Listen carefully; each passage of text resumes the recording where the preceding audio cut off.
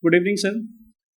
Today we have very distinguished personality among us, who is known for his moral standings, be it serving anonymously during Kerala floods or taking a firm stand against the curtailing of freedom of expression of the people. He is known for his belief, conviction, courage, democratic attitude, pro-constitutional and pro-people outlook, and most importantly for his responsibility towards society. His Twitter handle named Naukar Shah is very popular among those who believe in democratic values and rationality. Please welcome Kannan Gopinathan sir with rounds of applause.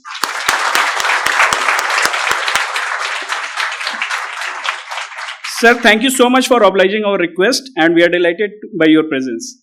Sir qualified his civil services exam in 2012 and joined the services with the hope that he can be voice of those who have been silenced. With the same motive, he performed his duty very efficiently. I will briefly tell about few of his works. He developed a mobile app for disaster management in Aizawl, Mizoram. He also transformed an electricity distribution PSU firm into a profit-making one. I don't know the location, sir.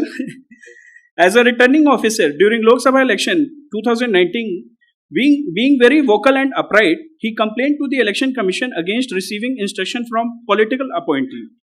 Today, through his talk, he will be enlightening us about the nature, reality, and status of the freedom of expression and bureaucracy. Along with it, sir will also share his bureaucratic journey and ethical dilemmas he faced, which will not only help us in our civil services preparation, but will also equip us with different thought process and ideas for serving the country. It will be followed by question and answer round. Now I request Vinay sir to welcome Gopinathan sir.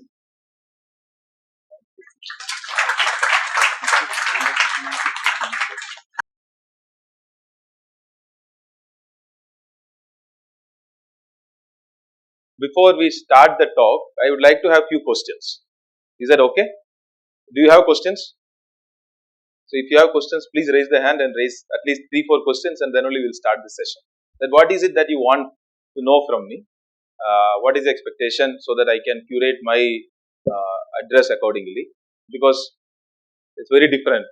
You're addressing a protest gathering and then, then you are addressing an establishment people who hope, who are hoping to be part of the establishment. So I shouldn't tell things and then tomorrow you're out on the street. So I can inspire either way. So what is it that few questions if you have in mind you can tell, then I can start my sessions. Is that okay? I can. Please, if you have other, yeah, good. Sir, my question is mainly related with dissent. As you have resigned mainly for the dissent and protecting the dissent as a safety valve for the democracy. So, to what extent dissent is good for a civil servant? Civil servant. For what extent? For himself or for the country? For country or himself also. No, both are different. Yeah. Dissent might be harmful for him. Yeah. But good for the country. Country, yes. So, and what is the question? Is it for himself or for the country? Himself. And country, both you can address simultaneously both. Okay. And the second is that many times dissent comes from mainly from the lower level of bureaucracy. Means we rarely observe that any cabinet secretary or joint secretary have resigned from the post for the dissent. But many times it happens that district collector or anything means those who are working on the ground level. Yes. That dissent is common, but not at a higher level. So the third is that. Means some bureaucrats after working 3-4 years in services means after that sometime they want to join political career as politics. So they create some influence around themselves and they try to join politics after creating dissent. So on this context I want to know. Okay. Anything else? Any other question? Yeah, 3-4 questions and then we'll start. Please, anybody. Sir, given the conditions as they are right now in the country, is there any possibility for us as future civil servants to discharge our duties without compromising on our values? And how do we go about it? Okay. And also the second question, as a civil servant, we are faced to look at this situation in two ways. In a broader way, to look at it from the whole country point of view, and the second one is to look at it as our own responsibility or to do good whatever we can in our sphere, or should we look at the whole the country as a whole? Understood. Good evening, sir. Sir, I am a law student, and Jagdalpur is a place in Chhattisgarh. It's a remote area, not very remote, but at least in terms of development. Once I happened to meet the collector of this place, and he asked me what do I do. I said so. He told me, okay, it's better there. Do not aspire for IAS. That was not the place to ask this question to him. What made him speak so? But you being the figure now, I want to ask that what are the inherent uh, lacunas in the system that you personally want to tell us, and why did he say so, sir? Why do? Why did he say so? Why did he say so? Yeah, Why did he say so is something he has to sir, answer. as a fraternity, I don't speak for the fraternity. First of all, it has to be clear. Whatever I am saying is on my individual capacity, and a lot of IAS officers and IPS and other officers would be having a very different view. The mere fact that I have chosen to resign and many have not is because there is a difference of opinion. Sentiments might be similar, but the course of action chosen would have been different. That is a key reason why I am out, and many are in. So I think we'll start with this.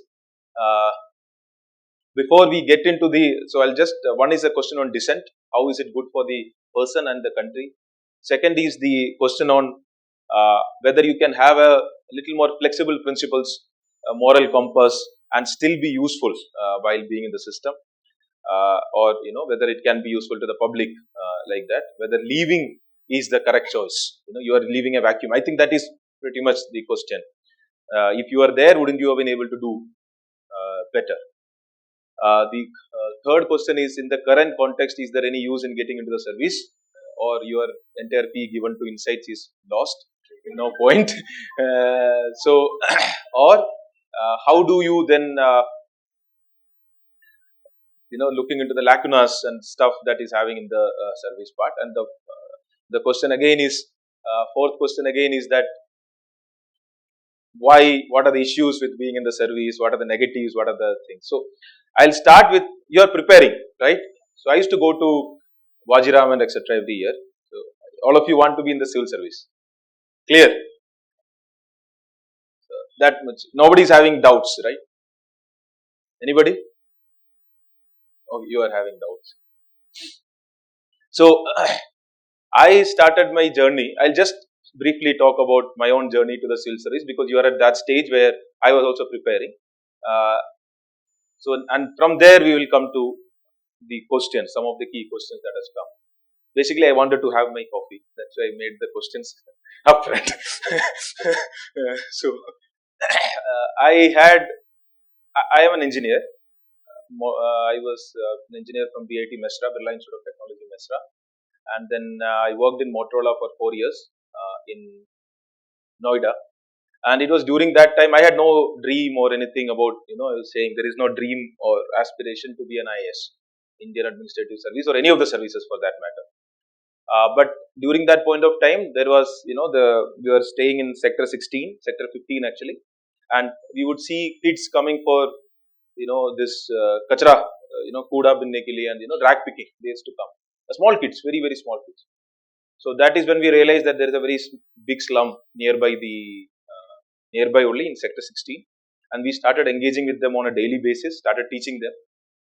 There is a government school 50 meter, not even 50 meter from that slum, but the children of that slum were not allowed to study there in the government school. Okay, various reasons, community reasons, where they are from, all those reasons. We repeatedly try to put them in the school, okay, the government system, and within 2 days or 3 days, all of them would come out, and then we would again push every day. So we used to go for a work in pre-scale semiconductors. It became pre-scale semiconductors, and then come back, teach the kids, and then try to get them into the school. The school authorities, what they would do is make them wash the clothes, wash the plates, make them sweep the area, school, okay, and punish them, and then they will throw them out. This continued for some time.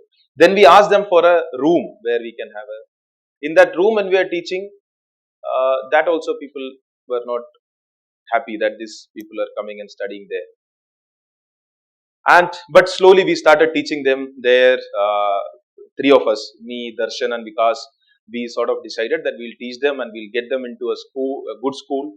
Started teach every day. Then they go clear the entrance. They got into the school. Now there are around 400 kids who are studying there from the slum. And those kids, we started with 5 kids. One of them is now preparing for medical entrance. One is doing for CA. They were actually doing rack picking at that point of time when we were engaging. Then we decided to get into Noida, Atta Market. How many of you have been to Noida or Atta Market or anything? Okay. So then Atta Market, that's a posh area where all the mall, there also kids used to come for begging. So then I sort of moved from the sector 16 slum and then moved to this place where I thought these kids also now I want to teach, and that's where I sent a mail, and my wife, at that point of time not my wife, she had come and joined me to work in there. We started, so that is a project again we started while working. When this was happening, what we realized is that these kids would come to beg in Noida once, the next week they would go to Gurgaon, the next week they would go to Faridabad, different places. It was difficult for us to engage with those children. So, of course, that project was not successful, but we were successful. So, we got married. The project was over. So, that got out there itself. That's when she actually told that, if this is what we want to do, if this is from where we are getting this satisfaction, then we are doing our work in the office, then coming out and teaching kids, and Saturday, Sunday we are getting frustrated. She said she wants to do seal service. So she joined a coaching center in Noida, some very random place. She went there, and I was like, what will I do? Now my NGO is also stopped, the thing is also stopped. Wife is also going for some civil service. So I said, it doesn't matter. Freescale was paying very good amount at that point of time. So I said, it doesn't matter. I will also join the coaching class. At least we can do dating inside the, like many of you must be doing. So, so we thought at least we'll do that here. The thing is that she took the dating part very seriously. I took the studying part very seriously. so I sort of, cleared my preliminary, and then it came up to the mains. And after the mains, when the result came, I did not get through. But I was working at that point. So that's when she said that, see, we were not very serious when we started with this, but then you cleared up to mains. So why don't you resign? So this is not my first resignation. So why don't you resign from Motorola, Freescale Semiconductors, and then study for the sales service properly. I will support you. So then she supported me like she is supporting me now. So back then, and then 2011 April I resigned from the service, and then you started studying for the exam, and the same year it was 2011 I got clear, I think 57 or 59 or something in the 2011 exam. So that is how I came into the service. Okay. So if it is the dream of getting the 3 letters, then I would say it is not the right reason to chase the service. Your journey starts once you get into the service. Many of us, our dreams end when you get into the service. The dream is about getting into the service. That is like beginning of your life. We don't have a plan after that. How many of you have thought that IAS banke mujhe ye karna hai? We are just like, I want those 3 letters. IAS banna hai. I want to be IAS, I want to be IPS, I want to be X, Y, Z. So if your dream is about just to be there, then it's not worth a dream chasing. If your dream is about using those and to do good for the society, why do you want to become the IAS? It is not an interview question for me. It is a question that you have to answer very clearly. Because otherwise, it's it's a useless thing. It doesn't matter whether you are there or somebody else is there in that post. They are taking the same salary, they'll do whatever is asked to do, and they'll go back.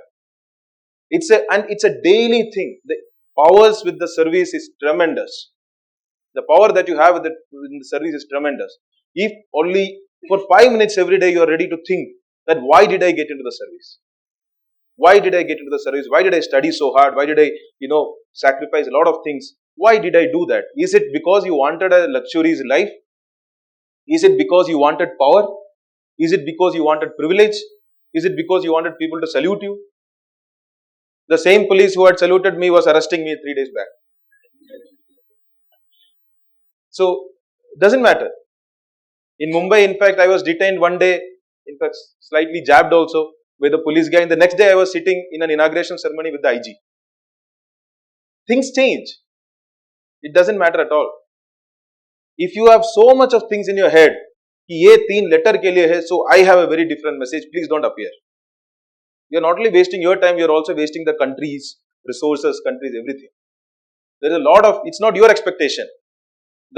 Till you become an IAS, it is your expectation, your family's expectation.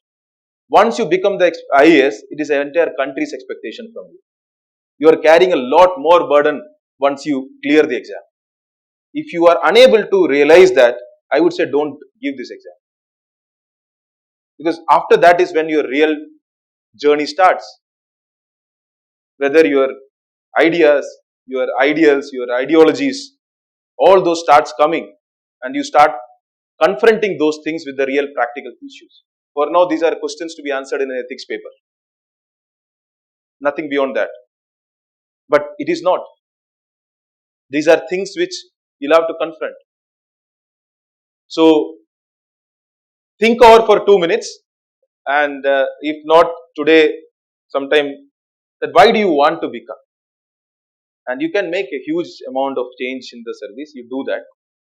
Meanwhile, coming back to, how many of you want to listen to a 5-minute thing on my interview? Huh? Everybody wants? Okay.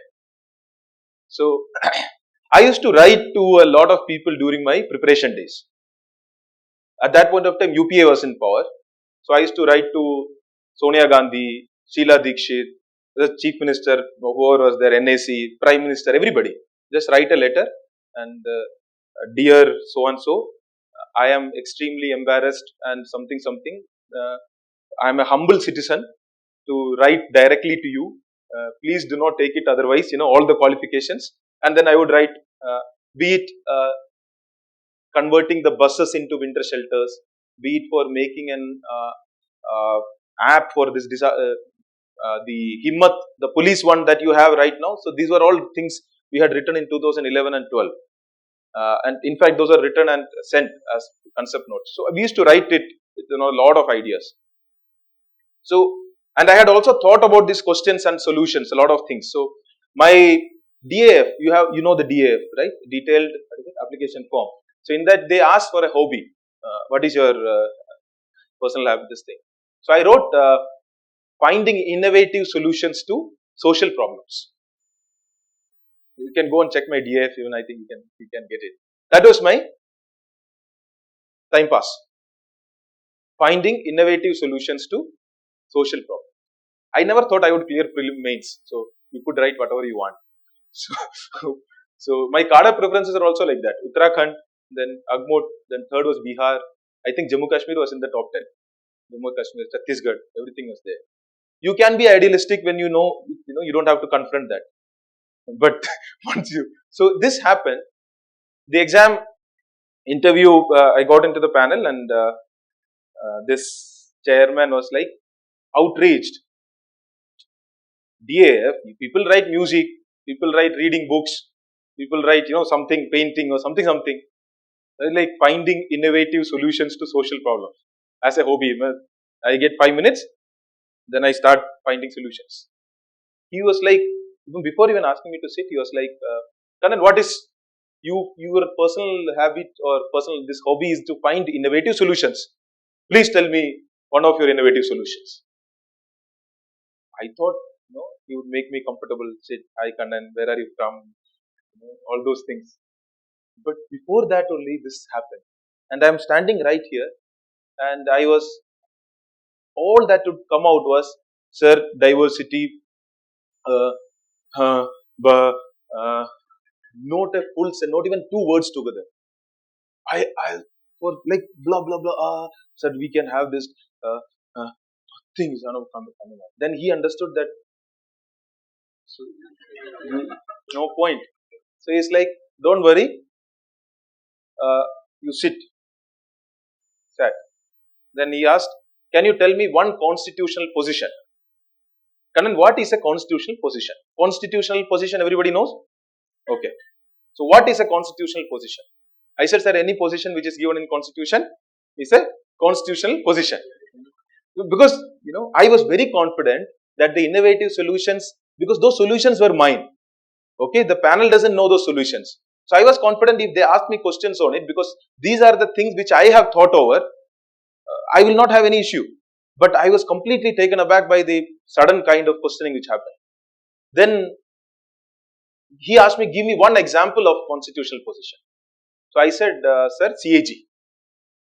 Then he asked, can you give me another example of constitutional position? So I said, sir, Controller and Auditor General. So this is my interview, the interview that got me through. Okay, probably they will be listening to this video and thinking we should have rejected him then only. So he started this, and then he asked, no, Kannan, please one example. I said CAG, third time. And they were all laughing like you at me. And then he said, think broad. Don't limit your think. Then somebody was coming. I said, sir, legislature, judiciary, and executive. There is nothing wider, broader than this. Everything is covered. Every single thing in the country is covered. So that is when the guy, peon is coming and giving some samosa, not to us, not to me, but only to those people. Okay, I am actually looking for some cup of tea. So they were giving this to the panel members, and the chairman is very sharp. It's like, Kannan, do you think the peon is part of executive? I said, yes. So you are saying peon is a constitutional position.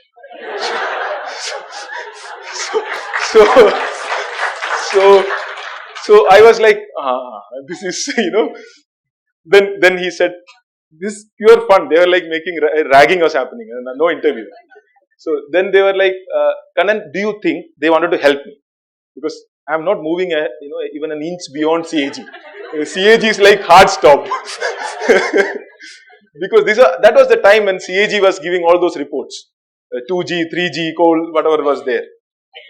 And then he said, is Prime Minister a constitutional position? So I said, yes, sir. So can you name another? I said, sir, Chief Minister.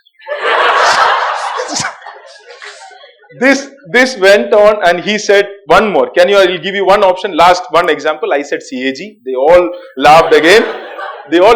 And the chairman said, I don't want to ask, this person any more questions. If anybody wants here to ask questions, please ask. Okay. So he was like, okay, this is it. Probably in another 5 minutes, he would have resigned from the chairman and gone. So then there was another guy who was standing very near, next to me, and he had written questions 1, 2, 3, 4. So he had already written. I can also see. He's also seeing the questions. So he's looking at question number 3. He asked, what is the difference between judicial activism and judicial overreach? This is a question I think you will be familiar, right? Anyway, there is no activism or overreach, or even judicial duty is also not there anymore. But there was a time when there was an activism and overreach. Okay. So this question came, and I said, sir, both are same. Okay. Judicial activism and judicial overreach are same. But they laughed again. They laughed, the person who asked the question, because there is a very clear-cut answer to that question. That's when everybody started laughing. That's when the chairman said, no, let us give him an option. Why do you think both are same? So I said, sir, you give me an example of activism. I'll prove how it is overreach. And you give me an example of overreach, I'll tell how is it an activism. See? So suddenly people started sharing, okay, what about this? So I said, sir, this way it can be interpreted as overreach. So the thing is, no 5 people can agree, no 2 people can agree on what is activism and what is overreach. So the 5 members were there, they themselves were not, whether something is activism or something is overreach. So I was not being smart or anything, that was my honest answer, because I was saying that it is very difficult, whether for somebody it is activism, for somebody else it is overreach. And this became a discussion. So somebody would ask a question or reach, and the member would only say, that is activism. So it became a discussion. And at that point of time, there was a question that is, it's still in my mind. A lot of people ask, why did I resign over Kashmir? Okay, the fundamental rights violation in Kashmir. I resigned over the violation of the fundamental rights in Kashmir for no other reason. Even though Kashmir is a word we don't want to be recorded, and Kashmir is like a taboo in our democracy. We can't discuss it, and we keep saying it's our Kashmir is ours, but we will not say Kashmir. I came to a very premier institute here, very premier management institute for a talk, and the whole talk was on Kashmir. And in the abstract, the next day they published on their website, Kannan talked about freedom of expression. Full page about freedom of expression, not even one mention of Kashmir.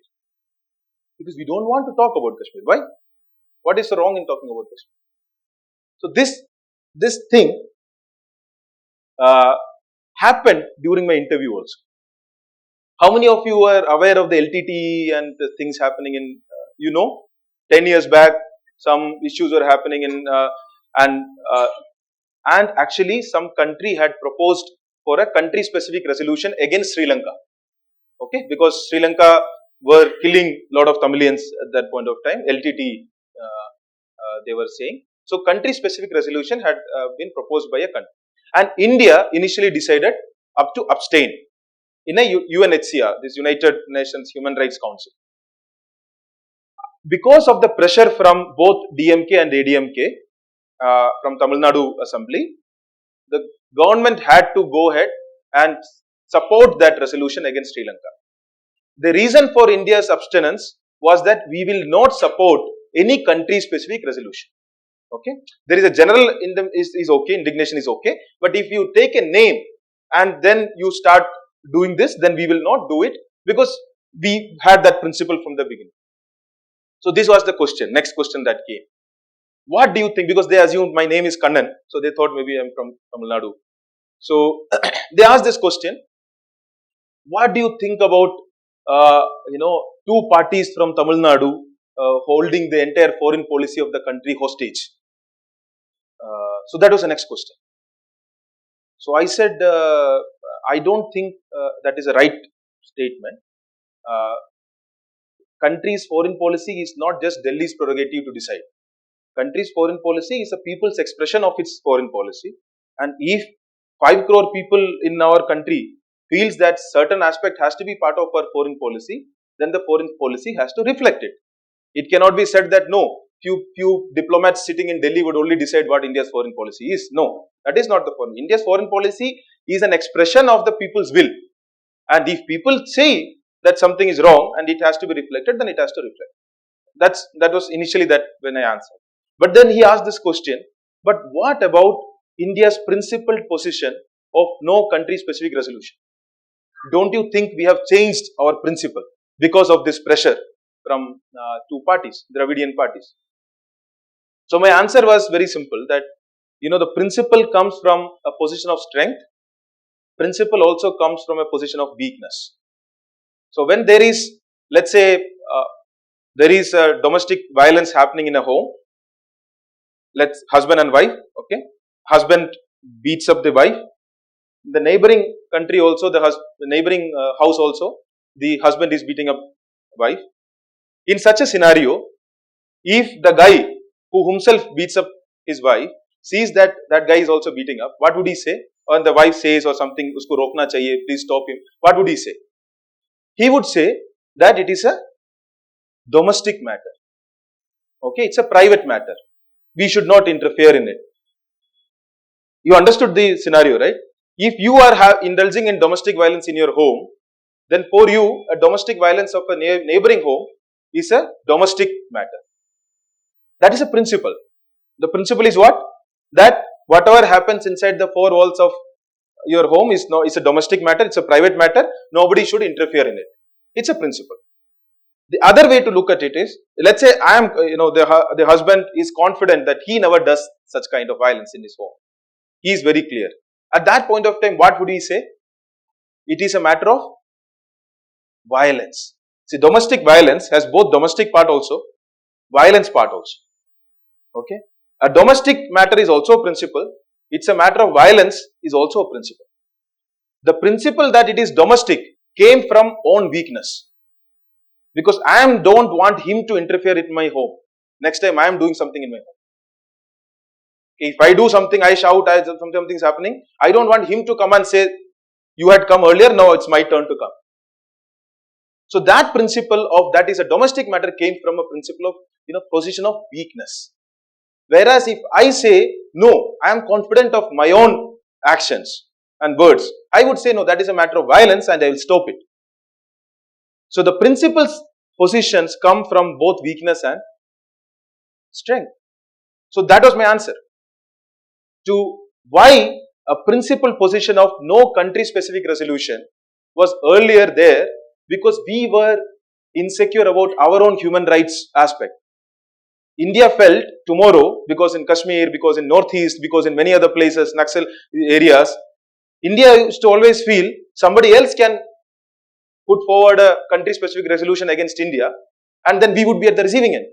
So we, as a principle to save ourselves, made the position no country specific resolution. That came out from the position of weakness. The moment you are sure that you will not do any human rights violation, your position would change. Now you would say that is no more an issue of domestic issue, that is a matter of violence issue. So this position principles has to change depending on whether you are secure, you are sure of yourself or not. So this was kind of a interview, which this is all part of the interview, this discussion. And then actually the chairman said, but what if China brings a resolution against India? So I said, no, China will never say human rights, not together. They may say human and rights, but not together. So we had that interview was changed. You remember how it started? And you remember what is your mood now? So when I left the interview room, before even I closed the door, one of the panel member was saying, he's confident. I could actually listen to that, telling that when I am leaving that's when I felt, yes. So being yourself, at times your mind blocks, you are unable to answer it properly, you are unable to express yourself well. These are all issues which everybody has to face. You don't have to think too much. You don't have to think about the time which is wasted. When you are 1 year long preparation, 3 months you could not study, then another 2 months you would spend thinking that, oh, 3 months I could not study. That because you are you're thinking about 3 months I could not study, how will I get the things? So at any point of time, this, if at all it happens to you also, it is not whether you are able to answer all the questions that matter. It is about who you are as a person, whether you are able to stand up after falling, whether if you have put pressure on you, if they put pressure on you, are you able to withstand? Okay, you are unable to withstand, but are you able to come back? Are you able to gather yourself and start making sense again?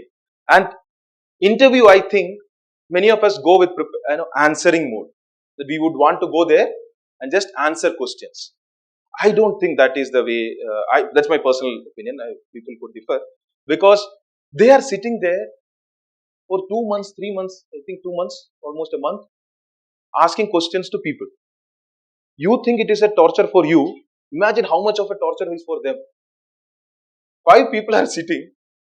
They have studied, they have reached till that stage, and then somebody would come. I ask, what is this thing? You will say, yes, this is this.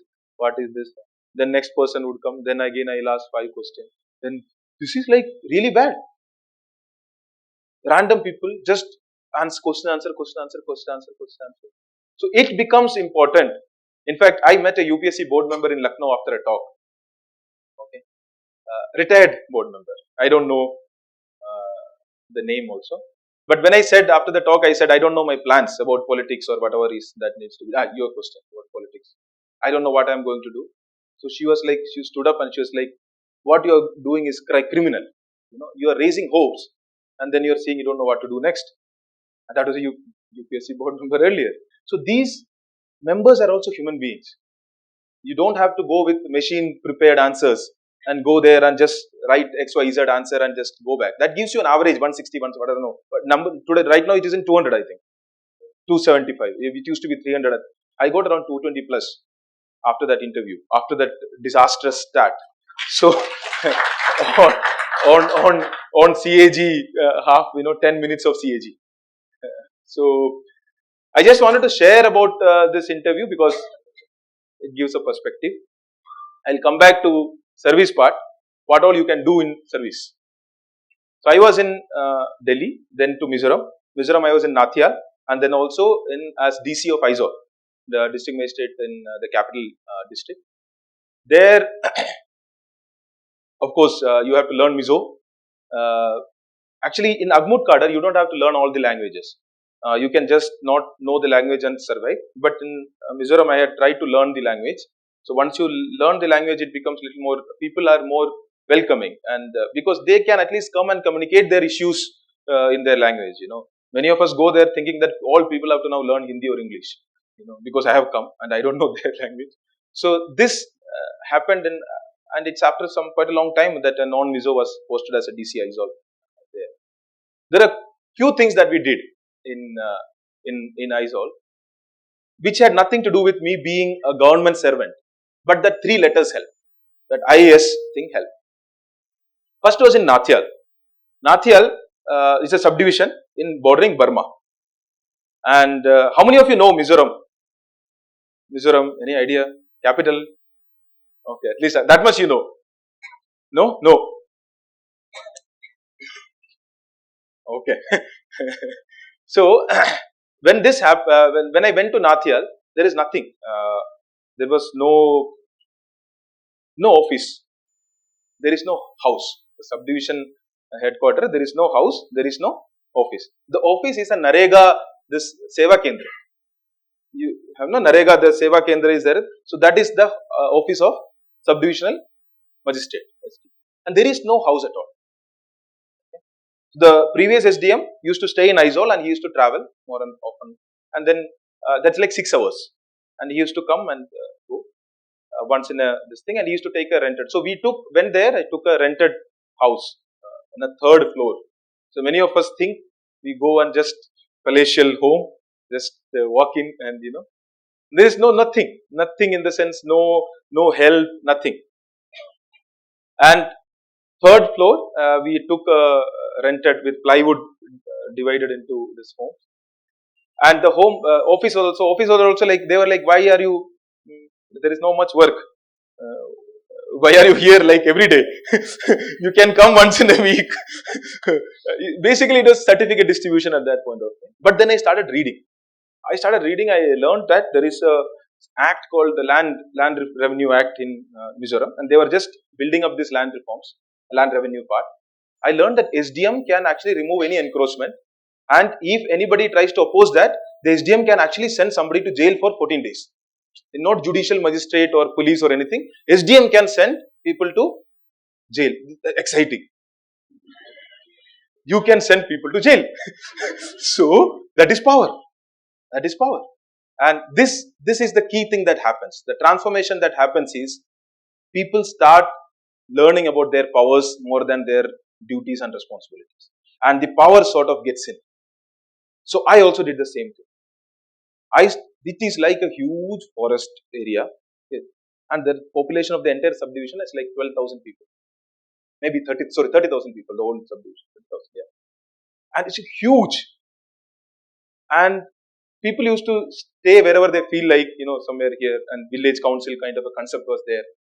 Suddenly I wanted to enforce the entire Land Revenue Act onto that area. I started issuing notices to people to encroach, this is encroachment, that is encroachment. And people are like, what is he doing? There is no need of any of this, and suddenly you start. And I understood people are also not very happy. That's when a senior officer called me. Said, Kannan, how are things? I said, sir, I am sending all these notices. I am teaching land laws to these people. These people don't know Land Revenue Act. They should know how to live under proper. No, you feel that feeling that I am here to civilize the entire population and teach them about law and make sure everybody knows things. It comes. And when that happened, I told this. Then he said something very simple. He was like, Kannan, there are 2 kind of things. One is government's work, the other is people's work. Okay, you are also called a government servant, you are also called a public servant. Okay, so there are two kinds of work. You have to choose which one you want to focus on, whether it is the government's work or it's the people's work. And of course, many a times government's work is only people's work, but a lot of the time it is not. It's completely useless stuff what the government does. And encroachment removal, is it really required there? He asked me. I said, no sir, but there is power and I have full, I can do it. So why should I not do it? You know, I should tell them that I can send people to jail. Anyway, that he gave this sort of a thing, and I came back and I had, I called people for a meeting. I asked, what is it that is required in this subdivision? Because I never had a meeting to understand what is required there.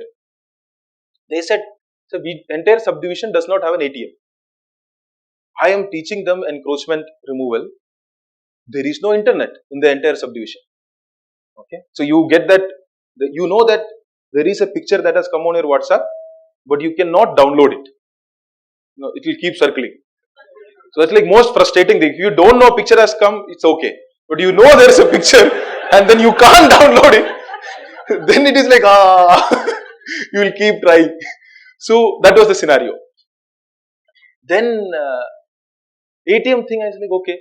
So I wrote a letter to the SBI chairperson, Arundhati Bhattacharya, his office, her office, saying that, ma'am, so-and-so, I am so-and-so, Kannan Gopinathan, IAS from here and here. There is no ATM. There was some proposal for an ATM, but it was not happening. So, please can you help us get an ATM in this subdivision? I wrote, whenever I used to write like Jan Dhan Yojana and Prime Minister. 4 times I used to write Prime Minister.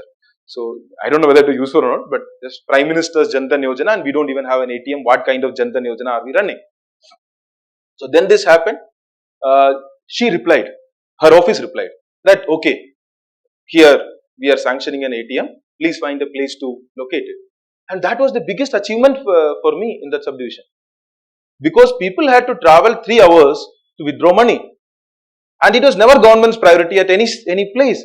Because government, that is what, the Delhi decides what is government's priority. Whereas the issue of, you asked why collectors rebel? Because collectors know the issues of people. The more you go up, the more you go further from people. And then you start meeting only the consultants, you start meeting only the people who are above you, and then you suddenly think that is it. It is not, it is, the biggest thing that has happened to me is that I think I resigned at the collector level. If I had waited for another 10 years to resign, my understanding would have been very different. That's what I feel. So when, then I wrote to BSNL, that what the PM's Digital India, there is no internet. This is 2014 I am talking, okay. You might think I am talking some prehistoric times. This is 2014 and this is the India. That is also India, it's not Bangalore. There is no internet, there is no ATM, entire subdivision. Okay, and that's where we were pushing Digital India and stuff like that. Everything can be online, everything can be this. There was one delegation which came from MHA, which said that along the border of India and Myanmar, we will have smart card based entry system. Okay, I was like, what have you ever been to? Because, across both sides are Mizos. So, they come here for charging and then they go back. You are saying you will have smart card system. What is it? With complete, absolute lack of understanding of realities. And because there is no critical thinking. Nobody is asking that question, boss, is it really going to work? We said, no, this is not going to work. So, this internet also we got, some 32 connections. And in 2014, I used to ration internet connections. Of course, one was for me and my home. The other 30 used to, whom should you give? Here, who should get priority? 2014 subdivision. So that is a key aspect. Random call from a very senior, he was an observer to me in election. When I was in Delhi conducting the elections, he had come to me as an observer. He randomly called. He said this, and then yes, that's certain things happen. That do you understand? This is different issues, and then you start focusing on that. And then from there, of course, I came as DC Aizawl. And Aizawl, within 15 days of her taking charge, there was an earthquake. and everything started shattering. House, there is a big house and everything, good house. It's not like Nathia. All started running. I also started running, and everybody started running, going out, and like in 5-10 minutes, Chief Secretary's office is calling and say, sir is asking, Kannan, how are things? So I said, sir, I am safe. I don't know. I have no idea about anything else. I just know I am safe. Your DC is safe. So he said, find out about the details and get back. That's when I realized we don't have a protocol for communication in disasters. That we don't know that how the information has to come from below to the top, and at what intervals this information has to come, whether it's the first 15 minutes, after the 30 minutes. Then we sort of made a small kind of that in 15 minutes, said if something of this scale happens, then let's just get out and see whether the buildings around have got damaged or not. Then you report it. It's just a visual, at least you get out and see, okay, Vijayanagara, there is a lot of things. Then you know where to focus your resources on. In the 15 minutes only you can. And if you know the initial report is not, the second was like you go to all the critical infrastructure. That is your hospitals, your police stations, your fire stations, your those places, and see whether they are in place or not, your connectivity. So then we developed sort of a thing, and then I wanted to convert it into an app, because Aizol is Nathiyal. I wanted to do a lot of apps, but Nathiyal there was no internet. So I came to Aizol and there is internet. So create app. App is the most easy thing. Bureaucracy does every day 1 or 2 apps. So easiest thing to do, and we keep doing it. I also wanted to do, but the thing is that there was no designer. So then I learned XML. I learned Android. Every day at 4:30 in the morning, I used to learn Android and XML, and I used to make the app. So the disaster management app he mentioned is actually coded by me, not just developed in the sense of that. So it got coded, and then I presented it before the Chief Secretary and others. Then they gave me 2 engineers, and they were brilliant engineers. And then they made it into whatever the app. You can still see the app. It got some award also later. So that app was actually, that is again to work on learning and things, because you wanted to do something. There is no need for you to do any of that. Nobody would ask you to learn code or write a letter to chief, SBI chairperson, or because when people's issues become your issues, you start thinking about how can I leverage myself? How can I leverage myself for the betterment of people? And that is when you decide your ego doesn't matter. Okay, you are begging literally. As an IAS officer, why should I go and beg before anybody? Some DGM of BSNL, why should I go and request him? Repeatedly calling, sir, please. Why should I do that? Your ego is there, you are a senior, you are an IAS officer. But when your ego is standing between public's benefit, then you should forgo your ego. But I have an issue. If my ego stands with my own benefit, I choose my ego. You understand? If I am standing to gain something, and if my self-respect, or by just saying this much, if I gain something, I will choose the self-respect or my ego. But if my doing this has a benefit to 100 people, then you should always do that. Because you are there, you are carrying the expectations of the people. Public's expectation is bigger than your ego, is bigger than your own benefits. This thing is up to you whether to do or not, but be clear about the first part. Public's expectations and benefits is always bigger than your ego. Okay? Many a times, many things get stopped, not because of principle difference and stuff like that, because we just become little egotistic. We say, no, why should I go to his chamber? I am senior, he should come to my chamber. Maybe if it is just that much, it's okay. But if that precise act is going to stand, against the benefit, public benefit, I would say it doesn't matter. Go have a cup of coffee and differ. You and your ego and your this thing have absolutely no relevance when it comes to public service delivery. Then in Aizol, something that which you might not have heard. In fact, it had come in Tata Trust magazine as one of the cover thing. Bureaucratic zeal. What happened was, somebody wrote on Twitter that Arunachal Pradesh is, I have time, right? It's already 6:30. So somebody wrote that Arunachal Pradesh is going to get a badminton academy. Sai is going to start. And so at that point of time, it was like Arunachal is a BJP ruled state, Mizoram is a Congress ruled state. So, the step motherly statement, whatever that happens, that used to happen. So I wrote like, why not in Mizoram? In Twitter only. You can still go and search it. Why not in Mizoram? Because there is a tremendous badminton talent and infrastructure here. Why we are not having an academy in Mizoram? And then I also added, do anybody, can anybody get me in touch with Pullela Gopichan? At that much only. I wrote and people started responding. We used to do it. I used to do it a lot. That I have asked for mobile phones from all over the country for a project. People have come. I have requested. Bangalore people have sent mobiles to Aizol, for projects, various projects. No government money, nothing. Okay. So when this happened, some newspaper editor, some journalist, he tried to contact Gopichan. That they were in, I think, Barcelona Olympics or something. They contacted Sindhu, PV Sindhu, and then through her, they tried to contact Pullela Gopichan, Gopi sir, and then, of course, at that point of time, somebody wants to talk from Aizol, he also ignored, nothing happened. But after some time, I got his number, personal number, from somebody. I was doing this only, continuously. When I got the number, I sent him a message. Hello, Gopi sir, this is Kannan Gopinathan, DC Aizol. I'm sorry to be directly connecting to you like this. Then I realized I don't even know whether it is his number. I sent to some number. Somebody gave this is a number of Pullela Gopichan. I sent a message. Then I wrote, assuming this is Pullela Gopichan. So then he writes, yes, this is P. Gopichan. I remember exactly. And then my reply was, wow. Okay. Then I talked to him. I said, please come to Mizoram. You just see the people, our talent kids there. See them.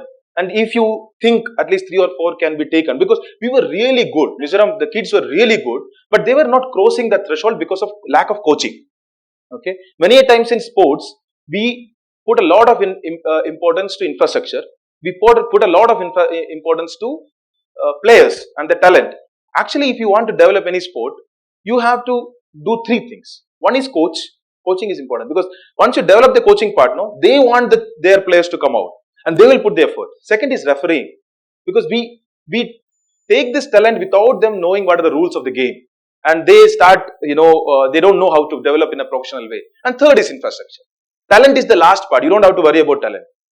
All our processes is like identifying talent from very young age, like that. It should be that's my personal opinion. So then when this happened, I said, please come over. My idea was also exactly like this. You come over, please identify 3-4 talent from Mizoram. I will ensure that we get some sponsorship. And by that time, I used to go to Delhi, go to some PSU, meet some CMD and say, sir, I need CSR. Okay, from 5 lakh, 10 lakh, 20 lakh, 1 crore, whichever project. Because Mizoram was not having that much of, state government was not having that much of resource. So I used to go personally and request anybody that gives some money for my district, whichever money is for the people. So when this thing happened, I told him, for 1 year, he's like, I'm coming. Then meanwhile, I started talking to Tata Trust also, requesting them whether they will be in a position to sponsor these kids if Gopichan selects them. It's a very costly experience to come to Hyderabad and get his training done there. This happened. He came. After a long time, he came. 1 year. And in one of the interviews, he's asked, why are you here? He says that your DC was pestering me for the last 1 year. That is the only reason I came. And it's a funny story how he came. He almost missed his flight from Kolkata, and I had to call somebody and do some hanky-panky so that the other flight also gets delayed. And then he reached Aizol. So he reached. And when he reached, he saw the talent and he said, I want to start an academy here. I don't want to take kids from here to Hyderabad. In fact, there is sufficient talent here. I want an academy here. Then Tata Trust came forward. We were just doing this. Tata Trust came forward and said, we are ready to invest. Okay. Not only the academy, Tata Trust said, we want to invest in grassroots centers of badminton in all the districts. Okay. And today, there is a Pullela Gopichan grassroots centers in all the districts in Mizoram, and a high altitude center for excellence is under construction in Aizol. with zero money. With zero. No, nothing from the government. The land, people donated. We did not acquire. People donated the land because Mizoram Badminton Academy, the association people, the sports people, all of them came together once this happened. And it did not happen because of government. It happened because of those 3 letters. Because you could, when a person in power is requesting for the benefit of the public, a lot of people are ready to come together and help. That's what I learned. And lot of things. That is coming up, some mothers send me messages saying that, sir, my kid is now in this grassroots center with a t-shirt, Gopichan, this is something you started. That is, nobody can take that away. So why do you want to be an IAS? For this feeling. I am sure you also want to share such stories. Sometime. When I resigned from Dadra Nagar Haveli, I was, in UTs you get a lot of responsibilities. So I was collector, I was GST commissioner, I was VAT commissioner, I was excise commissioner, I was labor commissioner, I was DIG prisons, I was director municipality, I was secretary social welfare, I was secretary labor, I was chairman planning and development authority, I was director municipality, I was director GAD. I was also MD of a 3,000 crore corporation, I was also MD of a finance corporation, I was also secretary power, I was also secretary urban development. It's a small UT. Okay. So, you learn a lot of experience. You learn from all this. What is happening in GST, what is happening in VAT. If your understanding is to learn. Second thing, most important is, one is delivery. Second is, every posting is an opportunity to learn. You have to be very clear of that. It's important to learn continuously. Otherwise, what happens in the preparation, you are learning about the entire world. Okay, everything, universe, what happened in some, some Andromeda galaxy. Then suddenly you start getting into the service, you go to a state, you go to the academy, IAS academy in Lavasna. All that you are taught is about India, Indian law, Indian this thing. Then you go to the state, all that you are taught is state. Then you go to a subdivision, they're like, who reads newspaper? I have so many issues here to take care of. And then you stop reading. You stop learning. What you have acquired during the preparation days is not just knowledge. It is also the capacity to acquire knowledge. And when you stop doing that, what you are doing is that capacity to acquire knowledge, it starts diminishing. I used to read 5 newspapers until my day of resignation. 5 newspapers, 3 economic newspapers and 2 newspapers separate. While I was collector. You have to put that effort because otherwise what happens, your learning temperament goes down. For us this is a chore, right? It's like somehow get into the service, but you read something and write the exam and clear it. You pick whatever topic you want to read. I'm not saying you want, just like UPSC preparation, you have to read everything about everything. Whatever you want to read, you read. But don't lose that habit of reading. Don't let your capacity of learning, acquiring knowledge. That's a very important thing that you are acquiring right now, every day. When you are listening this much, going back, reading this thing. And also the capacity to acquire knowledge fast. Not just a capacity to acquire, it's also to acquire it fast. This is a thing you should not leave. So these gave me a lot of opportunity to learn. So I'm very thankful to and we could also turn around that Discom, which is a 3,000 crore corporation, from loss making to a profit making in just 1.5 years. It was, so this is something that you can do from being an MD. When I was posted as MD, somebody on Twitter wrote, only IAS people and Ambani's kids can be MDs of companies without any knowledge. It's true. I had no idea how it is a company. You are not ever taught what's a company, what is corporation, how to run a company. You are not taught. Then you learn. But you are taught one thing. What is it? The capacity to acquire knowledge. And if you're still keeping it in you, you can do anything. Once you do that, and that is what has happened. You can learn. Once you learn it, it's not a big thing. You cracked UPSC, learning how to run a company is not a big thing. You can do it. And this changed. And when and second part, Dadra Nagar, the beautiful part was that 50% of it is tribal. So we used to travel in a vehicle, car, the district collector vehicle. So people used to tell, साहब जो है इस area में आया है, this and people used to literally come out on the in the road and stop my vehicle, not to complain or anything, just to say come to our village. That is the kind of ownership they had over the officer, that they could stop a collector's vehicle and say come to our village, these are the issues that we have, solve it and go. And this is something, the confidence that you give as an officer to the people, that you can, it's your rightful, it's your right to come out and say this is my issue. Otherwise what happens, many of the average village person are afraid to go to any government office. Why? We all have tremendous officers. Why is it that an average person is afraid to go to a government office? He thinks 10 times and then he tries to call somebody. Sir, aap unko jante hain? You know somebody, some councillor, some MLA, somebody, aap ek bar bata dijiye. Then he'll go. We are paid to serve them, but even to come and see us, they need to approach somebody. That is the system we have. This is the confidence that you have to give to the people, that no, you can. I wrote this thing in every school, everywhere. They used to write only official things. I said, no. And people are respectful. They don't call you unnecessarily. They don't disturb you unnecessarily. Only when there is an issue, they call. Otherwise, they don't. So when I resigned, the people came and said, sir, kyun resign kar rahe ho? They were like, cry, very emotional. Why are you doing this? Whatever be it will. And then they said, आप गांव जाएंगे, घर जाएंगे ना, अपना गांव में जो घर है उधर जाएंगे. So I said, नहीं, I don't have a house in even my village. घर में भी कोई गांव, मतलब गांव में भी कोई घर नहीं है. So तो कहाँ जाओगे? तो नहीं, कहीं पे रेंट पे लूंगा. So then suddenly them writing that they're giving 20 gunta, I think it comes to around half acre of land, saying that sir, this is yours. आप हमारे साथ रहिए. For that one moment, I can still be on that side and write the exam and clear again. Because that is the kind of satisfaction you will not get. That is the kind of satisfaction you will not get.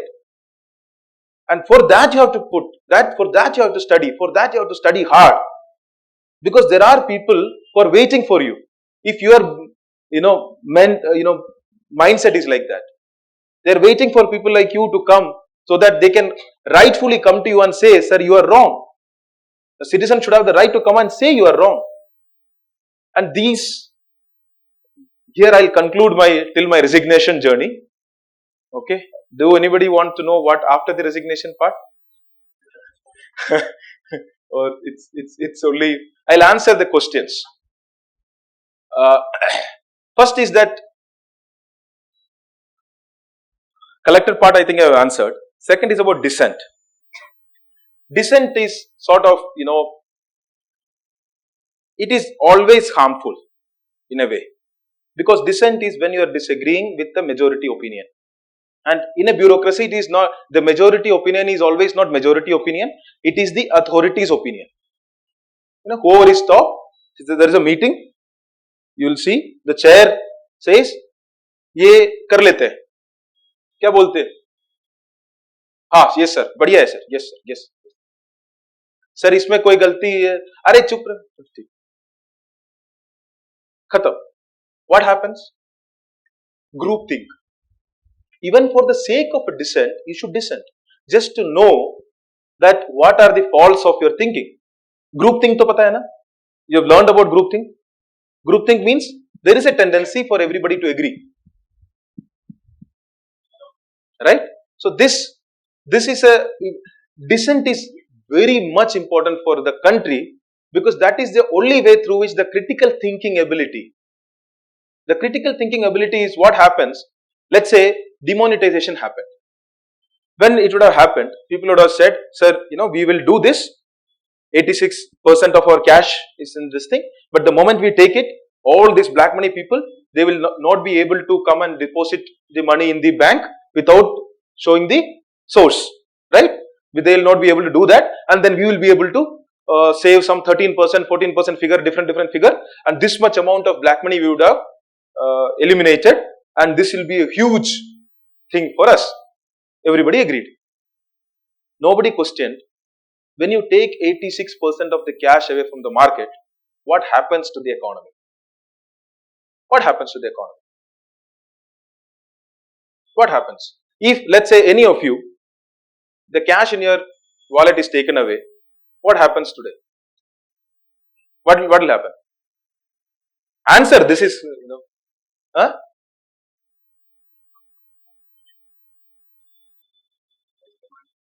Less demand would be there. Because you wanted to go and buy a biscuit, now you are not buying the biscuit. What happens? Or you wanted to, let's say, have a DJ hired for your marriage, okay? Now you are not doing that. What happens? The DJ has taken a loan from the bank and his installment had to go from your hiring. When you are not hiring for 3 months, what happens to his installments? It lapses, it defaults. And when 3 months it default, what it becomes? NPA. That is the first order effect. It didn't need the kind of thinking ability beyond, it didn't require any economist to tell this. Any person, because when you are not nurturing a culture of dissent, when you are not nurturing a culture where critical thinking is appreciated, what you do, you end up doing a lot of mistakes which are very costly for the country, which is really, really costly for the country. And this has been a series of events, not just one, I am saying. A lot of events. People don't understand what is black money also. People, when to a common person, if you are asked what is a black money, so I asked this question in my public speech. Should I ask that question here? I don't know whether you have seen my videos or something. Kala dhan mitana chahiye ki nahi? You've seen. That is the first question. Because when a politician communicates like this, Kala dhan mitana chahiye ki nahi? How do you answer? Haan, yes. Well, black money, that is, first answer is that. Without even understanding what is black money. Because what is in our mind as black money? That a bureaucrat like me earning a lot of crores, stuffing inside the bed, sleeping over it, or somebody in Switzerland has amassed crores of money, all the contractors and the corrupt ministers, and this is what is in our mind as black money. What are the two kinds of black money? Huh? Yeah. That way is also can be done. That is a transaction based and the store based. The other way is what is illegal? Something which is illegally obtained and is something which is undocumented. Now, both kind. So when an auto rickshaw driver is earning, let's say 10 lakh per month or 10 lakh a year by just running his auto rickshaw, but he doesn't give any parchi. Auto rickshaw drivers don't give any parchi. What is that money? Black money. When a corrupt bureaucrat is trying to earn the same 10 lakh per month through corruption, what is that? The first one is not illegal. It is just undocumented. Whereas the second one is illegal. When I am trying to sell drugs and earn money, what is it? Illegal. But that is black money. When I am, having 10 gundas, I give them on hire. Idhar jao, usko matha phod ke aao. Then what is it? I am earning money through an illegal act. So what is black money as a two part? The undocumented part, which is large amount. Our informal economy is completely like that. And the other is the illegal part. But people don't ask this question. Why? Because asking question is bad. Asking question can be harmful. When questioning is discouraged, then that is the end of the country. The country doesn't, go down because of so many other reasons. It's a very simple reason.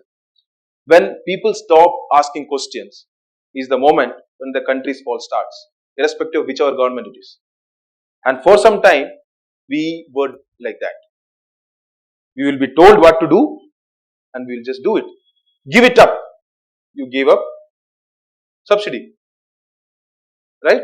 Nobody asks why. Why should I give up?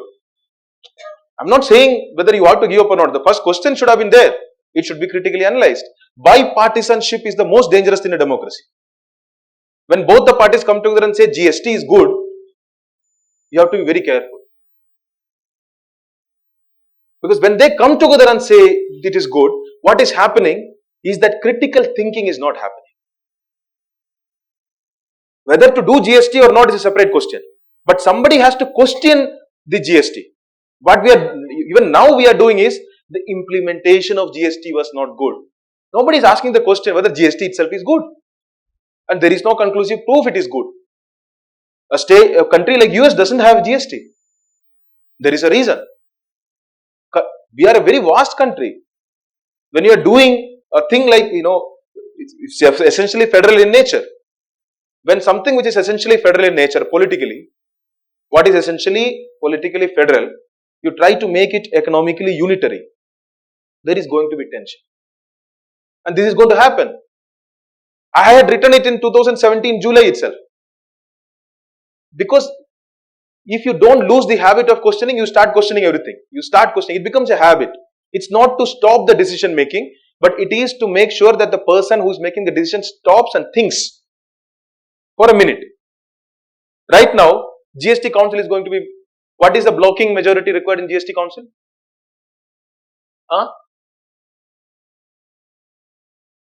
2/3 is not required. 2/3 is the votes for the states, 1/3 is for center. Blocking majority is just 1/3. And when they brought it, everybody in the states and the center were of the same party.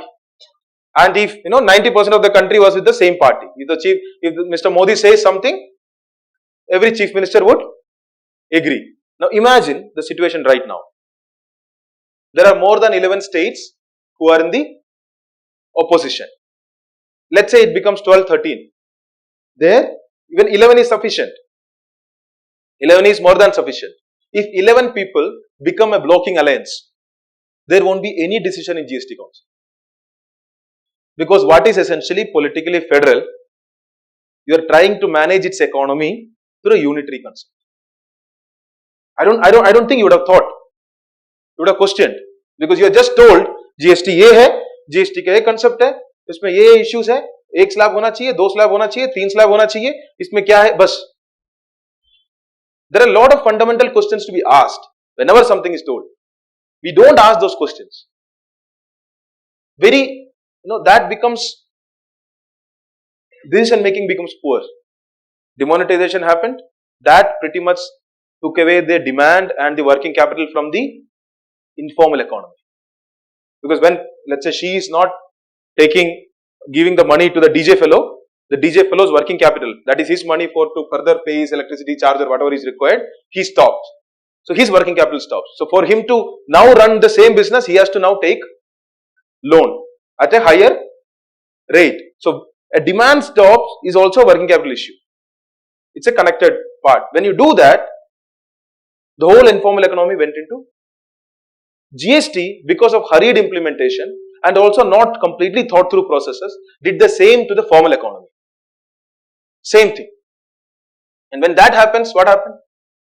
Both, when the informal and the formal, both are connected. When this happens, your whole economy comes down. We were seeing as a Secretary Power as in 2 union territories, my electricity demand was coming down. It's supposed to go up. When your economy is growing, your electricity consumption should go up. Instead, because it was both a very highly industrialized area, I think the turnover was like 1 lakh crore or something for the small district. So it started coming down. You could see it. But there should be an atmosphere wherein this can be told to your boss that boss, something very wrong is happening. That question of emperor naked hai, that you are naked, that has to always be there. That freedom has always to be there. Even when you are the boss of a district, that freedom should be there with your subordinates to come and tell you that what you are doing is wrong. And that confidence you should give to your subordinates. If you don't do that, you will think whatever you are doing is right. You will go back and home and everything is correct. And you will always find 5 to 10 people who are around you saying, Sir, आप तो एकदम, sir आप नहीं आते, इससे पहले तो क्या ही था, आप आने के बाद सब सुधार दिया, everything has become good after you come, everything, whatever you do is golden. and we start believing it also. मैंने किया तो सही किया होगा. And this thing moves up and up and up.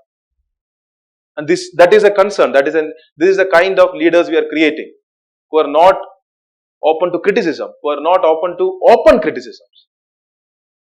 So that is about bureaucracy. So when you go up, that is the issue.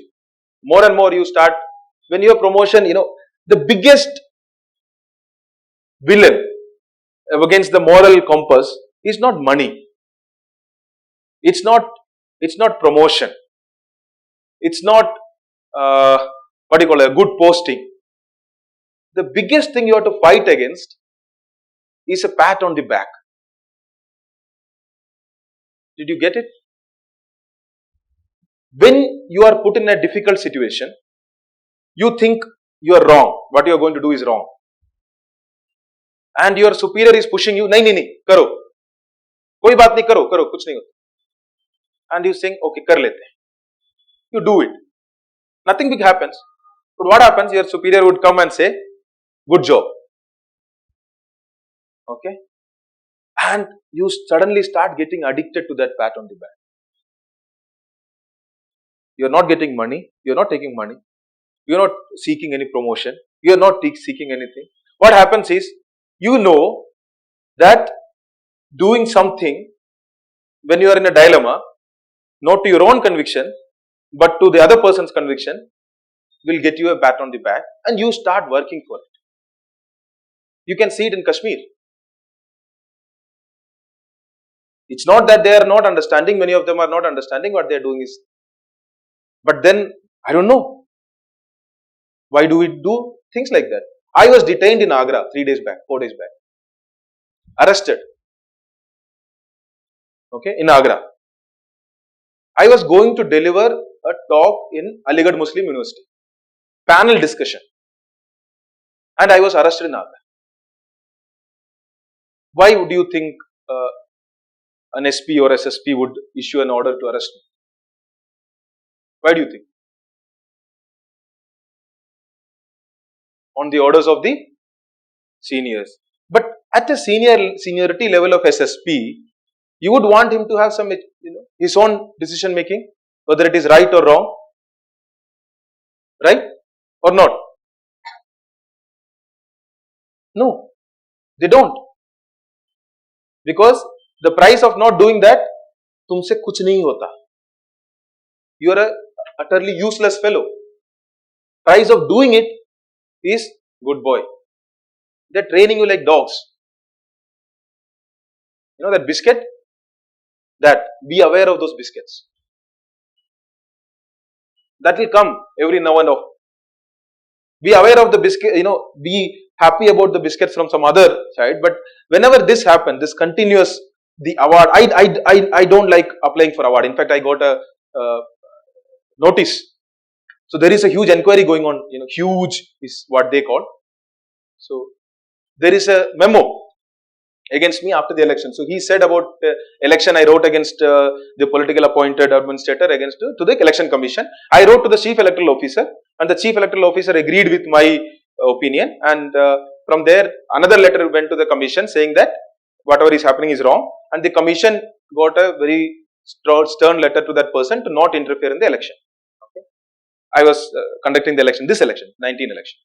Immediately after the election was over, of course, I got a memo. And you know what are the things mentioned in the memo? 5 things are mentioned. One is that I did not apply for Prime Minister's Excellence Award. I am given a memo for not applying for an award. I replied that I feel privileged that you think I deserve the award. So that itself is an honor. They are asking, why are you? Please apply. Here is the award. Just apply and take it. Second, that I came, one other achievement that he said, that I came to Kerala and I was working, in fact, we were doing a lot in our official capacity. We were lot of trucks, because it's an industrial area. We were trying to mobilize resources. But after 5, 6 days, 10 days, I felt I have to do something on my own, because something terrible is happening, and when you are away from your home, something bad happens to your home, then you feel you should be there.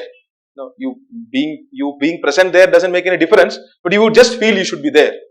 So I wrote an application saying that either you give me an earned leave or you give me a tour, because at least because a person who make money on the sides, the salary is not very much. Okay, in bureaucracy. So if you have to just travel to Kerala and come back, it will cost me like 25,000-30,000. So I asked whether earn leave or tour, whatever you feel. They were very happy. They're like, okay, here is an officer. This is before the election, but so they were, I got 9.95 out of 10 in my PAR, and it was some brilliant something written. And when the election happened, and I opposed that whatever is happening is wrong, everything changed.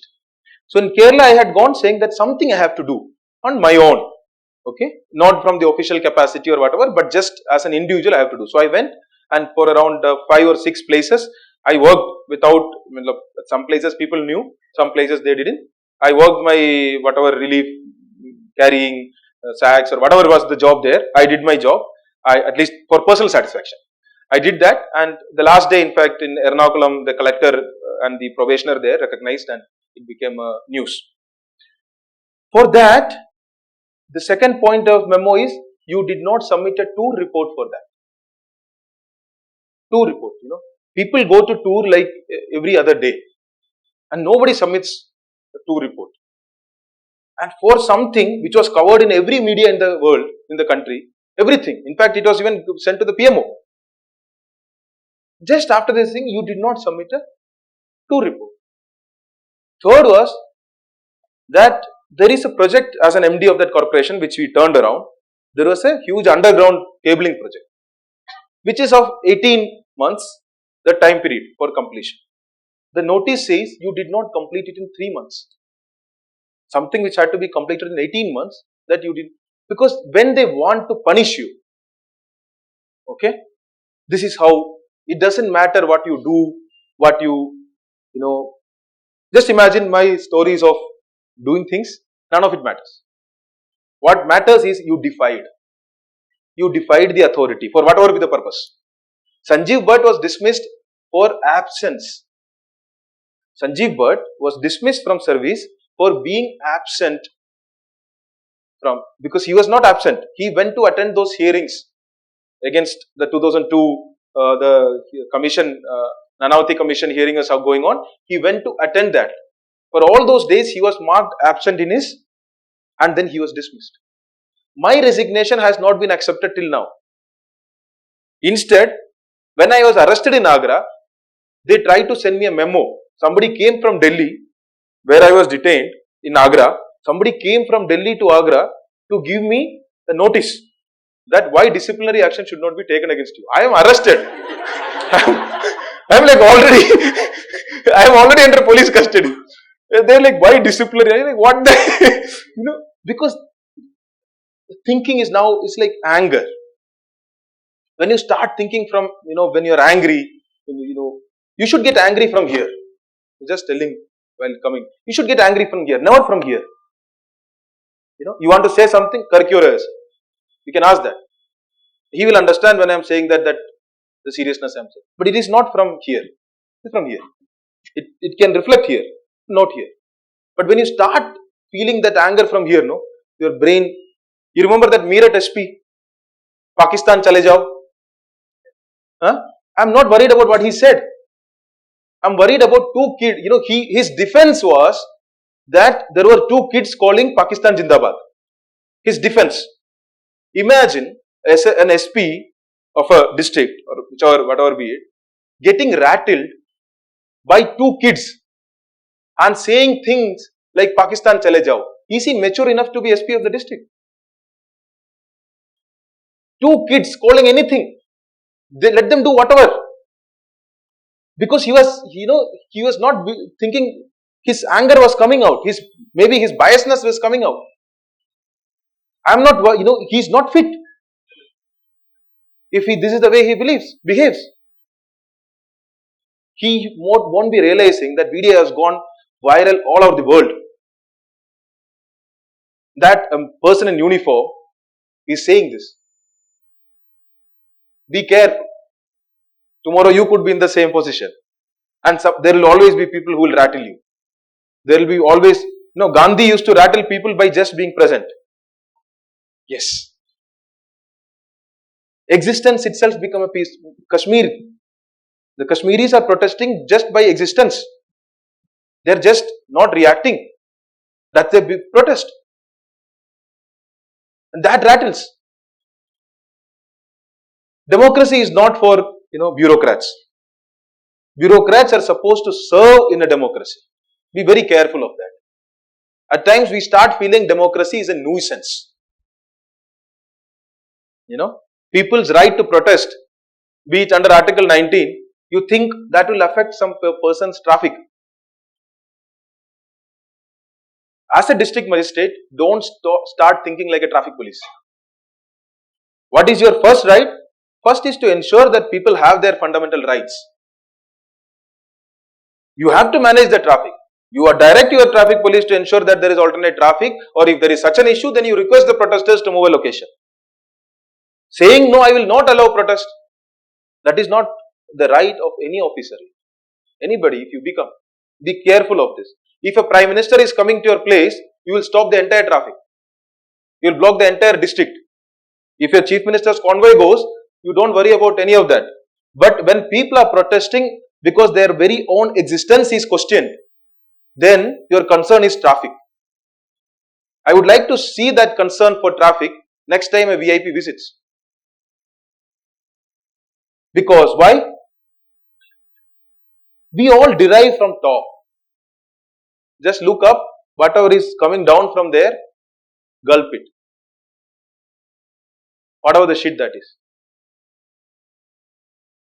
So, being a bureaucrat is not the end of anything. Being an IAS is just a way to serve people.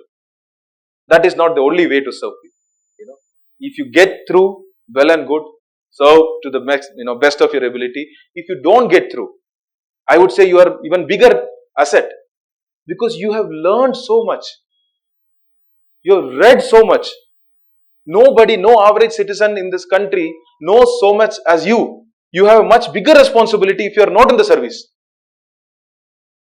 To come out and say no, you have to use that voice to make people understand what is correct, what is correct or wrong is a different thing, but at least what are the facts? All of us have a plan that what will I do after getting to service. There are 10 lakh people writing the exam, 1,000 people get into. 9,99,000 people don't get into. 9,99,000 people out of 10 lakh don't get into. But they are brilliant people, they are learning, they are reading, they are understanding. For us, the whole thing becomes whether you have crossed that or not. That is, I think that there is a serious discussion and debate that we have to have, because there is a huge amount of youth coming out not knowing what to do after that. I would say join politics. Why not? You at least know what constitution is. You at least know there is a constitution. At least that much. Join politics. If you don't get into, if you get into, good. If you don't get into, be his boss. Why not? I'm not saying don't come to insights and stop learning or anything. This is, if you don't do anything also, it's like a one-time premium. You do this premium one, your earnings start coming every month till you are 60. Okay, but also please, this is not a lifetime imprisonment. That only mistake you have done or crime you have done is that you have cleared the exam. You don't have to suffer till you are 60. It's nothing. If you had a principled difference with your employer and you are working in a private firm, what would you do? Resign. Then what's the big deal? I have a difference in principle with my employer. What should I do? What should I do? Because it is not private and you think it is still 60 years, why? I have only one life. I don't want to be imprisoned to anything. At 60 years I would then start writing books, saying how it has all been a mistake. What is the use? What is the use? I'm not saying it's important to stick, but don't think the moral compass, no, it's a very easy thing. You can make it as big as possible. You can, shrink it to just your own benefit also. I am not doing, SP can say, वो तो constable मार रहा है, मैं तो नहीं लाठी मार रहा. That is a flexible moral compass. You can bring it to that level and say, I am not doing. Somebody else is doing. I can stop it, but I am not doing. It can come from there. So I am not a big fan of whatever you feel, don't be so chained or imprisoned to the service. They call it, born again. When you're given a cadre, you say you are born in Uttar Pradesh cadre, you are born in Karnataka cadre. You are expected to die also in that cadre. You can't just, take birth and not die. You have to die. So that is expected, that you will die also in that cadre. That is the amount of firmness with which. Second question is, one question that is asked is, should you just think about the good things you can do while in your position you are in, like in Aizawl, I was DC, I could do a lot of good things, or in Dadra Nagar Haveli, by the positions I held, I could have ignored Kashmir because Kashmir had nothing to do with me. I was not doing anything wrong in Kashmir, personally, or not even through, the file also did not go through me, none of it happened. Why should I be bothered about Kashmir? Okay, so that is one way to look at it, and a lot of people look at it that way. That is the reason many of us are able to survive, because they sort of shrink that part and say, at least I can focus on things which are under my control and do what is good in my area. That is okay. But please don't judge somebody on your moral compass. Each of us have our own that. Right? I have my own. But when you start judging me with your moral compass is the difficulty. I don't judge anybody who has not resigned. It's perfectly fine. But don't judge me because I resigned. So this also is like it can keep, people can ask, why just Kashmir? Why you did not resign when Sudan happened? Right? It's a valid question. There was a lot of missiles and something happening. Why? That is also human beings. Were the rights not violated? Why is it that only here you are feeling this? You can ask. My moral compass was probably not that big. Everybody has his limit. Mine might also shrink. Mine might also grow. But at that point of time, whatever I felt it was wrong. And my thing was not about government's decision on Kashmir. My issue was with the lack of response from the citizens of this country on what we are doing in Kashmir. I have been traveling all across to tell this. I am ashamed of my fellow citizens that they can't react. Do you know how many months it has been now? 5 months. Are we in a democracy? Do we call ourselves a democracy? No. Formally also we agree.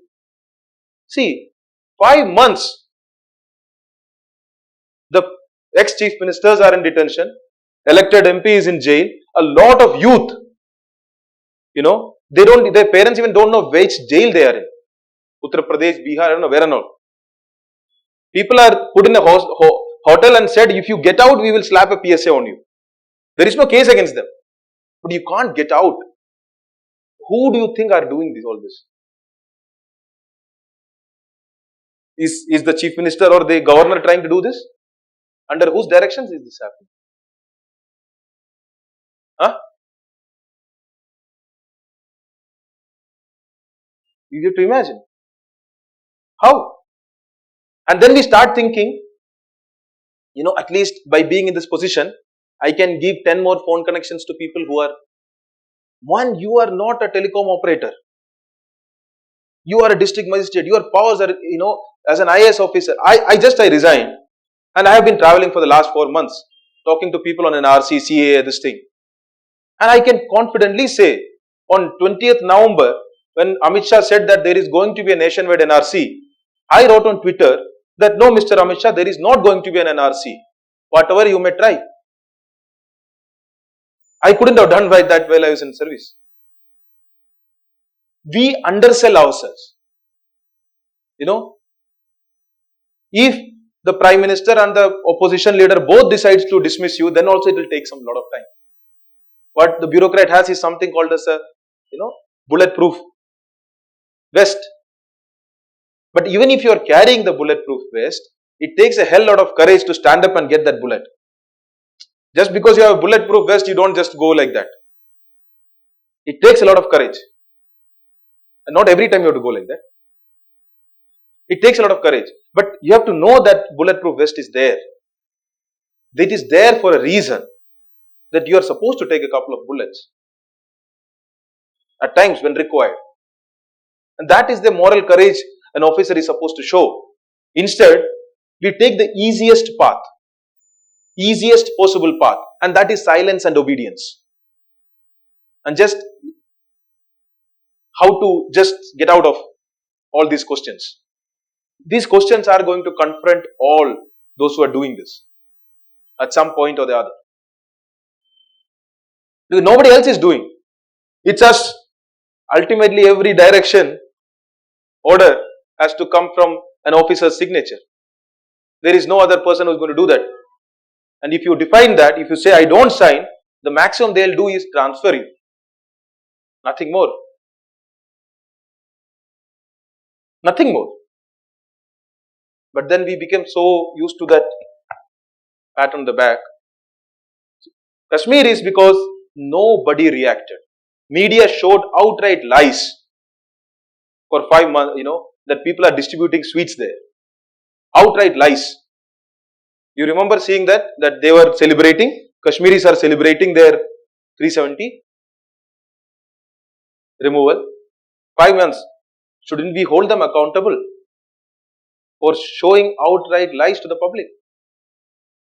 The judiciary, abject failure. People are mothers and wives, they are all filing habeas corpus petitions. Habeas corpus, everybody know? Yeah, bring the body. Where is the person? And courts are refusing to list it. Our democracy, refusing to list habeas corpus petitions. 2 lawyers who opposed it in the High Court were put in jail under PSA.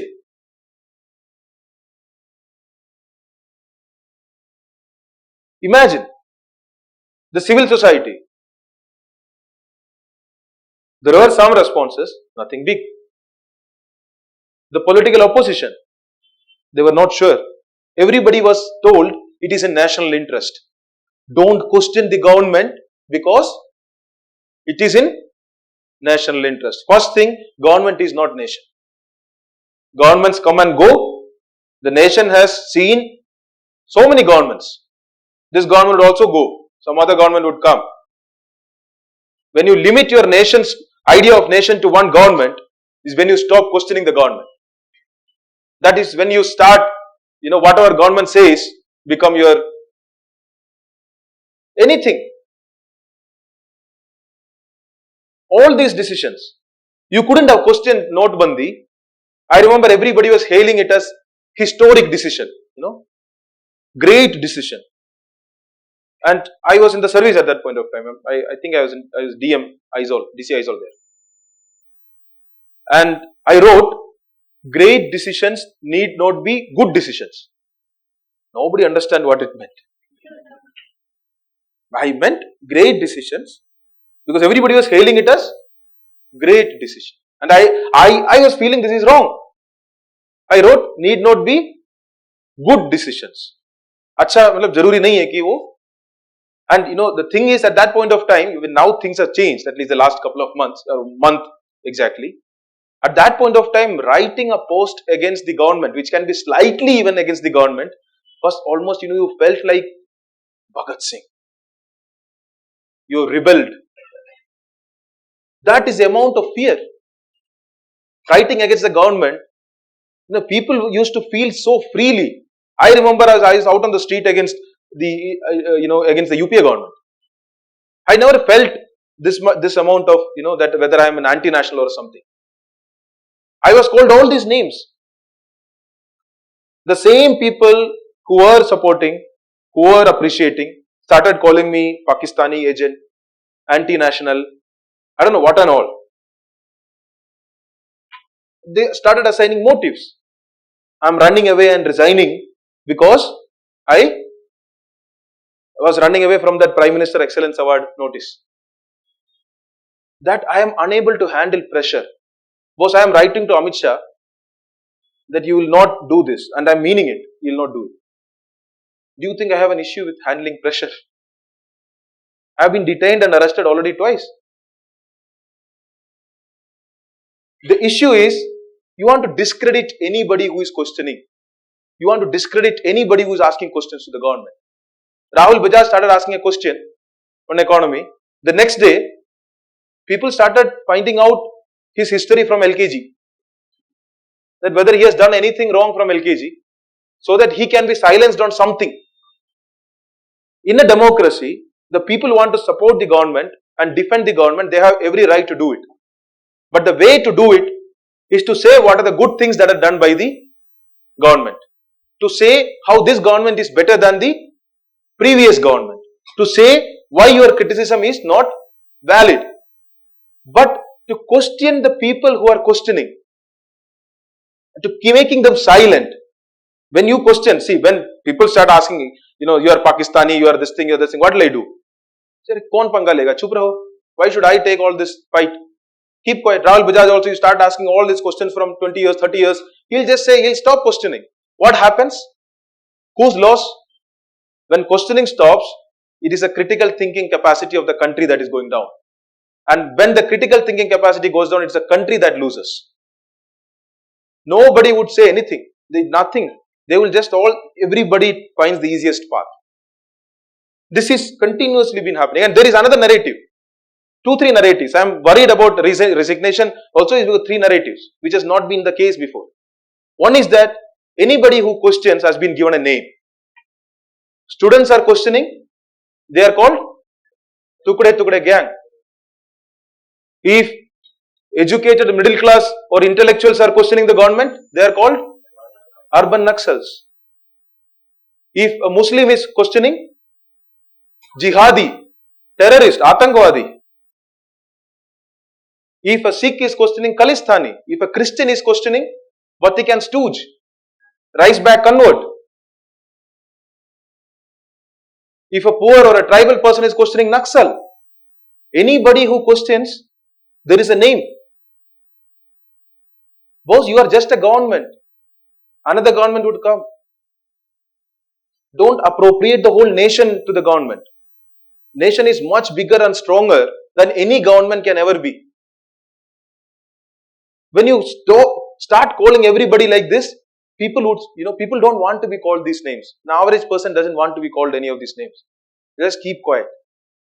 And second change that has happened, earlier if you are questioning the government, you have to be afraid of the government. Now it is the supporters of the government that you have to be afraid of. Because the supporters would find out whatever you did wrong from LKG. LKG में तूने pencil चोरी किया था, तुम्हारा कोई हक नहीं है सरकार से सवाल पूछने का। और गिनाऊं तेरा गलती। When you start like that, government doesn't have to do anything. They only will question you into silence. Question those who are questioning and make them silent. This has not happened. These two things has not happened. And our democracy is not, it's now noisy again. It has never been so silent. For all the practical purposes, there used to be noises, there used to be protests, that is democracy. We got freedom through that. We got, when emergency was imposed, we again got freedom through that.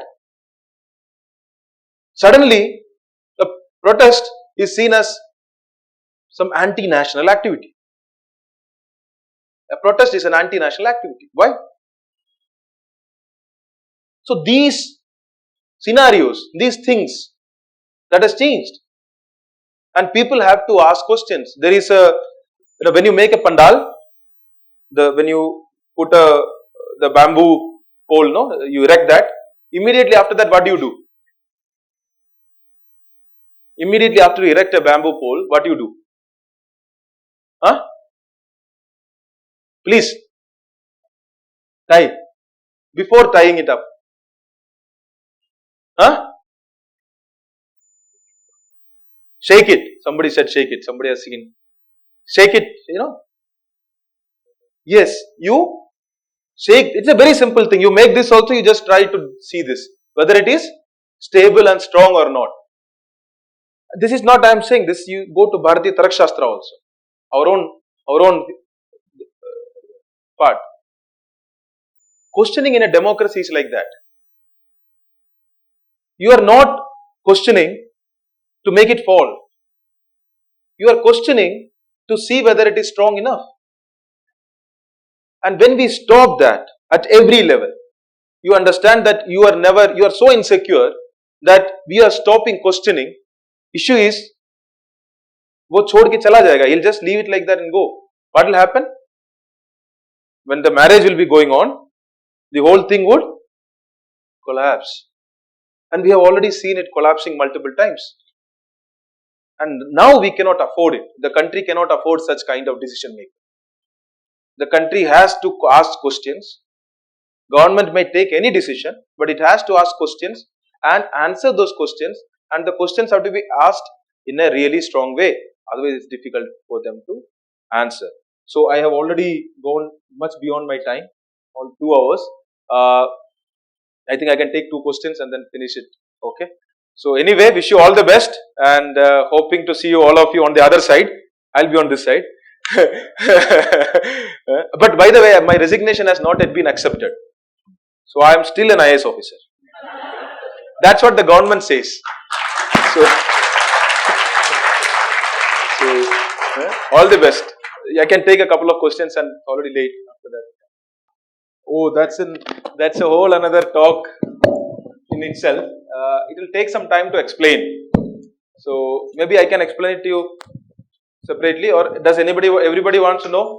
Yes, sir. Do we have time? I have to go. Yeah. But it's okay, I think. Yeah. I don't solve 2 hours is a very long session. That is already it has been 2 hours. Do you seriously want to? Yes,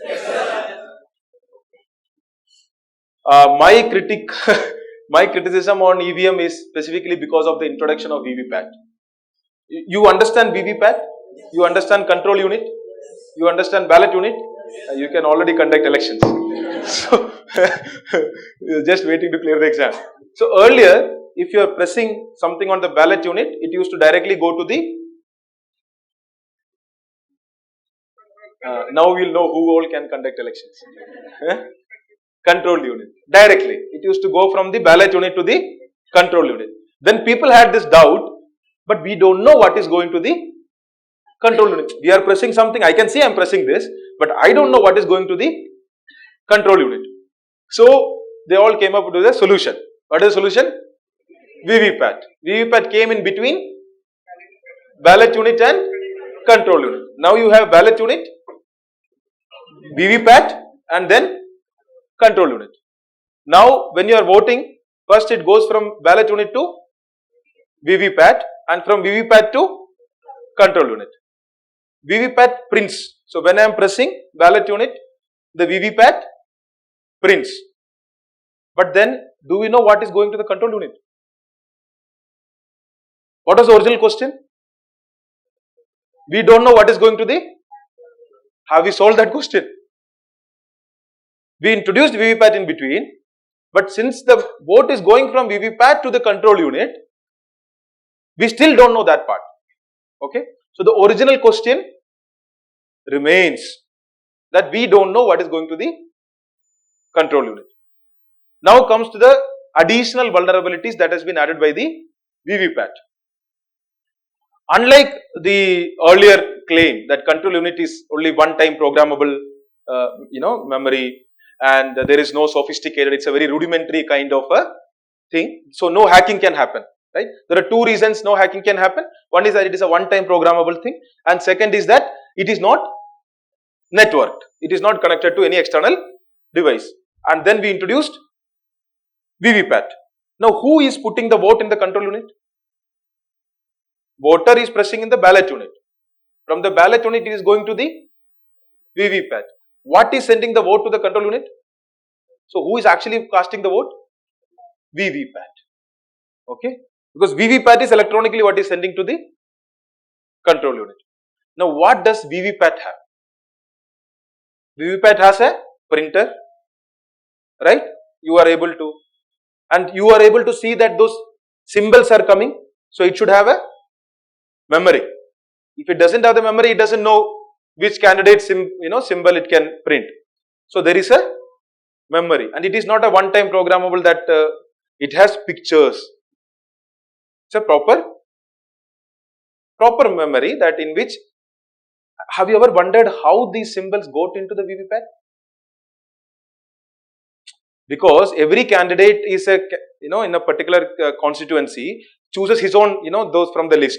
How does the machine know that when I am pressing 3, the lotus has to come. When I am pressing 2, hand has to come. When I am pressing 5, elephant has to come. How does the VVPAT know that? It is programmed. How can you program a device? For coding, what you have to do? Logic, whatever, but programming means from somewhere outside, because programming, it cannot immediately learn itself, right? So, some external device has to be connected to the VVPAT, and that is, external device is what is uploading those symbols. It is saying that VVPAT, serial number 1 is X and Y, Congress with heart, 2 is so and so lotus, 3 is whatever JDS, 4 is whatever, and that is when you are pressing 1, it prints hand. When you are pressing 2, it prints lotus. Why did we say that control unit was not hackable? 2 reasons.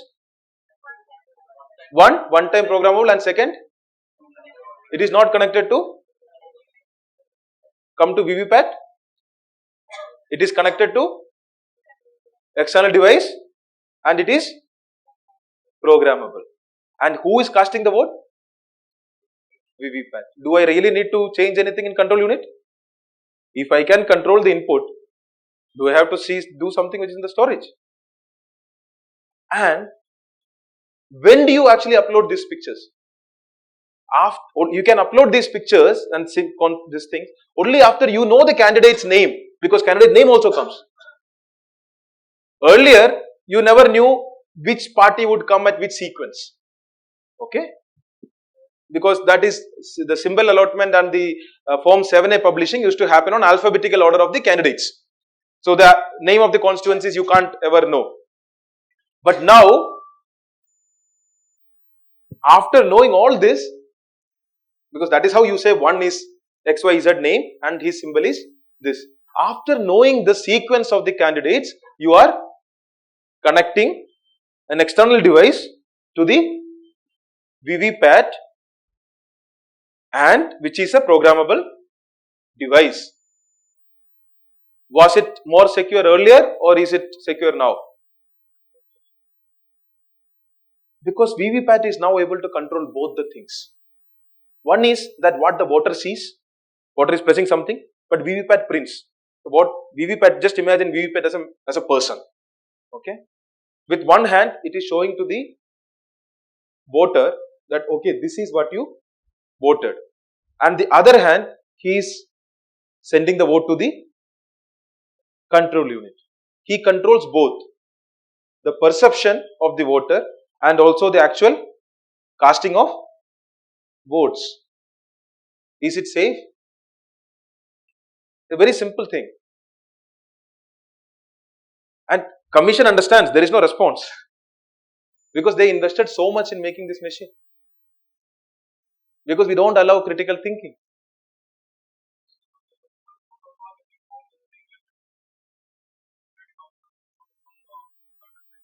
That is very funny. Yeah, I'll tell. So, now I know that on the day of election, 50 polls will be done. So, if I am a smart programmer, what will I do? I will just say, please don't do anything for the first 50 or 100. Do after 101. Because now you are giving an access to a programmable device. Okay, I can do anything. So actually, I worked in the VLSI part also, I worked in the programming part also. It's not a big deal to do anything. I don't know the internal design. And the commission, we are repeatedly requesting that if you say, they say it is not, the design is such that it cannot be hacked. VVPAT design is such that it cannot be hacked. Then we say, okay, then publish it. Then they say if you publish it, then it will make the design vulnerable. You can't say both the things. Either it cannot be hacked or it is vulnerable. They say no, we will not publish the internal design because it will make the design vulnerable. And we say then, see, I don't know the design, but people who designed this thing, they know the design. And it's not a big deal to get the design from them. And many people already have that design. It's not a big deal. They already know the design. And if it is vulnerable, I'm not saying I'm going to misuse it. Anybody can misuse it. And it's not a party, it's not BJP or Congress. Let's say China wants to influence your elections. North Korea put a thing in Kudankulam nuclear plant. Are you aware? They hacked Kudankulam nuclear plant. The WhatsApp thing, the Israeli software, Pegasus, it controls your entire phone. And you are saying such a stupid machine like VVPAT cannot be hacked. And we are supposed to believe it. Authority. Election Commission is not the authority for conducting election. It is an official body to conduct elections. It has to conduct it to the satisfaction of the people. And if there are doubts, they are supposed to clarify. This is the issue. When I wrote the letter on this, in fact, I raised this during my training also. During the training, when I raised this issue, the people are like, that's when I realized, in fact, I have written a very strong defense to the VVPAT less EVM. Okay. So I was very vocal about its defense because I conducted a part of 4 elections now. So I've written that is very clear, there is nothing that can happen. But when I understood that VVPAT is, they are connecting an external device after the sequence of candidates is known, and then, all sort of, it's a programmable device. And another part, it's a very funny thing, that there is a law under which you can do a test vote. You can go and complain and say that the previous one which I voted, whatever printed out was wrong. So please give me another chance to vote. So the presiding officer would give you a chance to vote again. And if at that point of time, whatever you pressed and whatever printed is same, then you are liable to be prosecuted.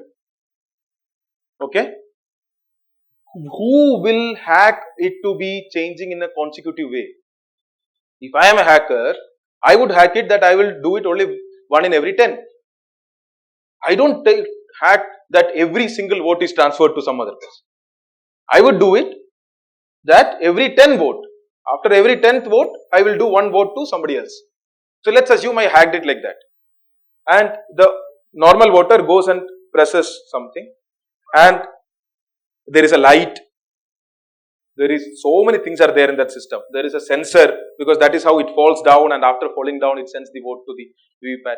Let's say the light doesn't function, or instead of staying there for 7 seconds, that printer just immediately falls down. Okay, that paper immediately falls down, or the light doesn't function, or whichever way it happens. So what happens in this case? I will press the ballot unit. By the time I look at the VVPAT, many of the people don't even know what is VVPAT is. By the time they look at, they will not see the slip. So, or they saw that, fast only they saw that it is somebody else. So I will go to the presiding officer and challenge the vote. I say this is wrong. Presiding officer would come, or do it again. I will do, what will happen? Everything would work fine, because I am doing it only for 10th vote. And instead, this person asked the question, and for that, he will be in jail. That is our current system. And we can't question. Why we can't question? It's our country. It's our election. We are deciding whom to go and not go. So this is, all this, it is not one part. When I raised this, during the training, I was told as a collector, you are supposed to instill confidence in the public, not raise such kind of questions. I am supposed to instill confidence. Only when I have the confidence, then only I can instill confidence, right? I cannot fool people. If I have these doubts, those doubts will be there. Before the elections and after the elections, I wrote this in detail. Then the reply was, Kannan was a district magistrate or a returning officer of a constituency which had 303 polling stations, whereas there are 10 lakh polling stations in the country. How does it matter whether it was 303 or 10 lakh? This is, and he did not raise this matter when he was in the service. As a citizen also, if somebody is raising this question, you are supposed to answer it. These are, this is not just this part. A lot is happening in our institutional space also. What we used to think as institutions, infallible or, the institutions, those. The case of Ashok Lavasa, sir. He is election commissioner, Which government made him a finance secretary? This government. Which government made him an election commissioner? This government. But when the last election, 2019, he dissented. He dissented with a couple of other election commissioners. And July 2019, what happened? Not just against him, entire family. His wife, his sister, his son had to leave the job because the people who invested money in his son's company were raided. And for all the things that is happening in so many months back,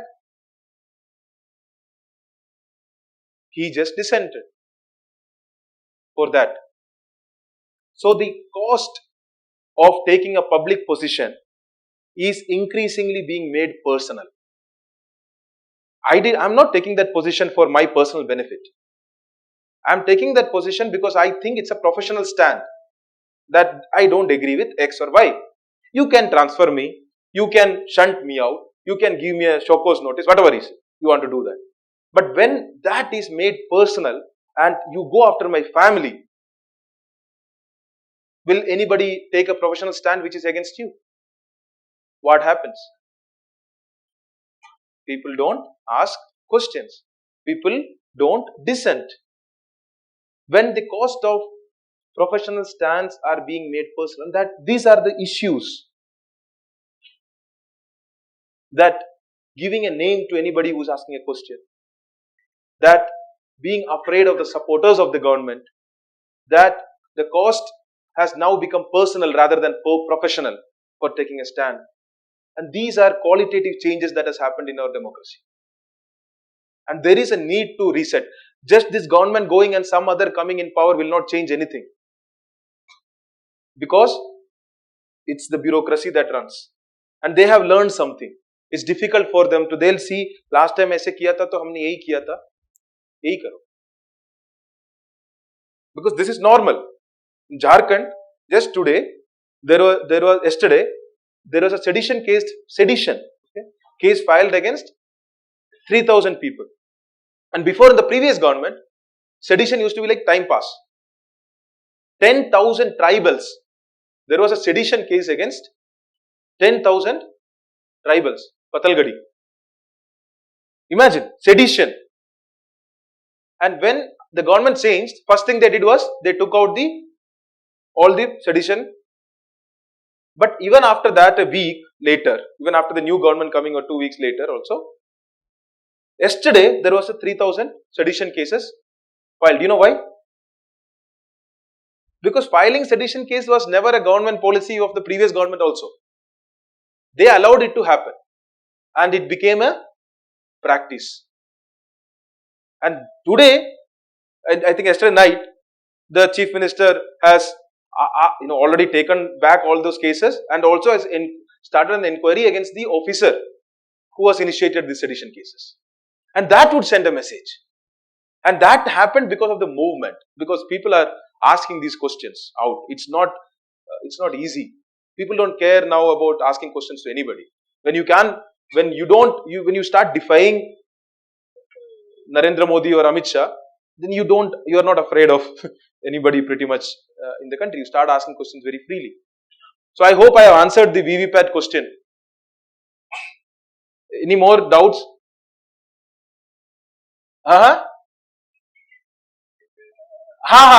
There is a lot more to it. In fact, I have made a full 7-8 page document. You can go through it.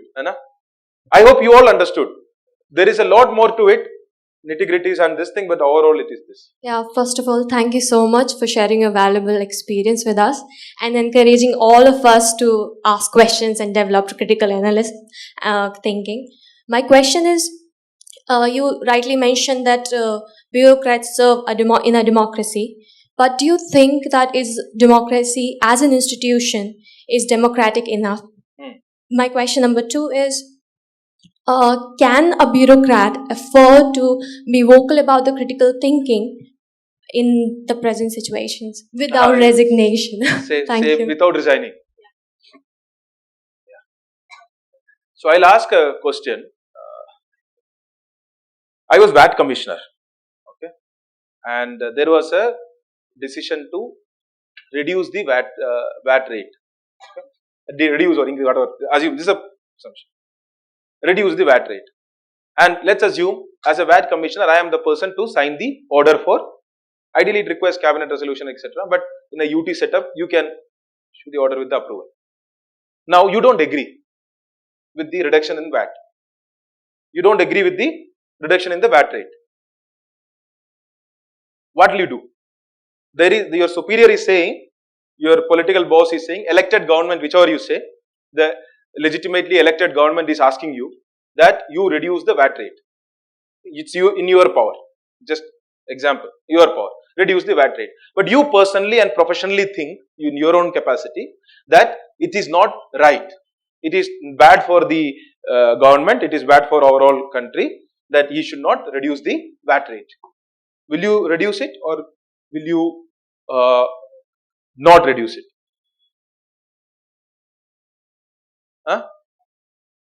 You will not reduce it. The elected government is asking you to reduce the VAT rate.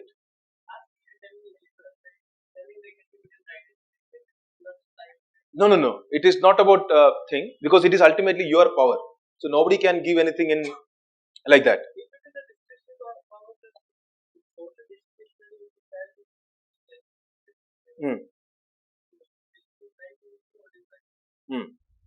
So he says he will not reduce the VAT rate because his professional opinion is that it should not be reduced. Whereas the elected government is asking him to reduce the rate. Okay. Anybody has a different opinion on this? Don't think about my lecture. Okay. Just whatever is your honest opinion. Everybody is saying will not.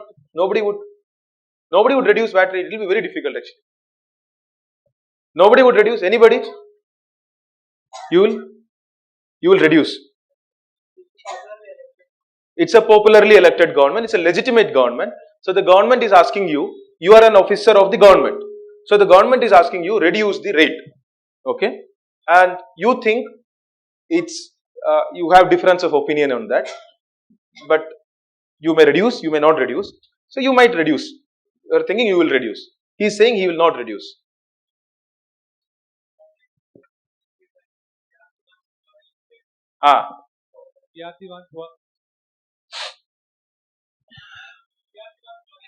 Yeah.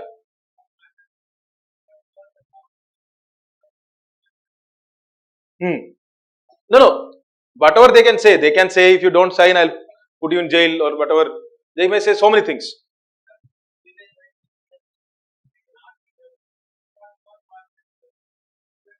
Okay, let's assume they gave it to you in writing. Okay, the elected government gave it to you in writing that you reduce the VAT rate. Okay, now how many of you reduce? Just first, let me take the hand first part. How many of you reduce?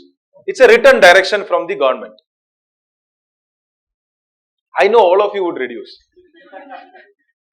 100%. You don't want to raise your hand. How many of you will not reduce? The rest are the true bureaucrats. They don't reduce also. They will reduce also. They will wait till whose government is coming and then take a decision whether to reduce or not reduce. Because you want to know my full question answer. But I want to take a stand, you to take a stand now. How many of you will reduce? Full raise, freedom of expression. The class is about freedom of expression. Yeah, how many of you will not reduce? I think those who are not raising hand, I am assuming that they will reduce. They are little shy to. Okay, now I give another example. I'll just come to that. Huh? What is my? How can they force? They can't come and make you sign something. They can give you a direction. That's all. There is nothing more, this thing that. I don't think your phone will come. Kal sham tak reduce kar do, you will do. So, second thing is, let's assume you are a district magistrate and you can send somebody to jail under PASA, okay, Prevention of Anti-Social Activities Act, and the same government asks you to send two people to jail. You can do that up for 6 months, okay, without any court proceedings or anything, without even giving him, you can send him to jail. That is a kind of powers. Of course, there is a board and stuff like that, but you can do that. Like in Jammu Kashmir, you are seeing PSA, where a lot of people are going under. There, the powers are up to 2 years. The rest of the many places, we have something called PASA. Some places, different Gunda Act, like that. Now, how many of you will send your professional opinion and personal opinion is that those two people should not be sent to jail. Okay? There is a written direction, or whatever direction you say, to send him to jail, send those two people to jail. You are the district magistrate. What will you do? How many of you will send them to jail? 2. Anybody else? 3. Okay. Now I want to know the difference. A lot of people raised hand in the VAT thing, but they did not raise the hand in this thing. Why?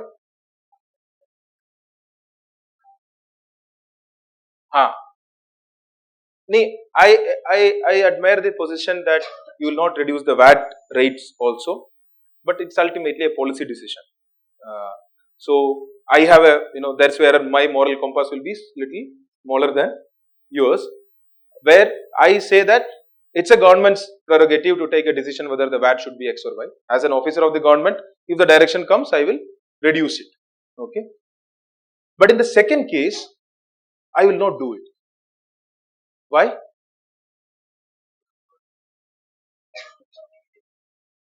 Not negative image part.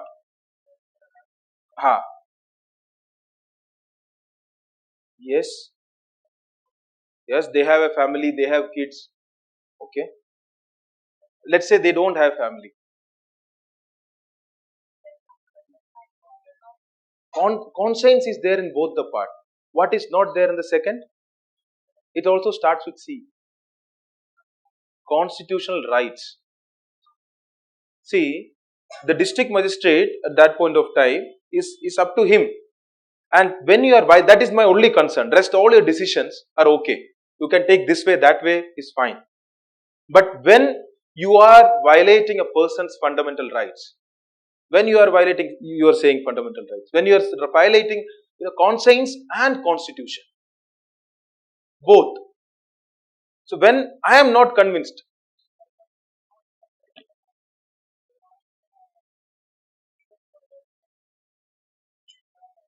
but why should, when you don't agree that he should go to jail and it is in your power to send him to jail, why should you send him to jail?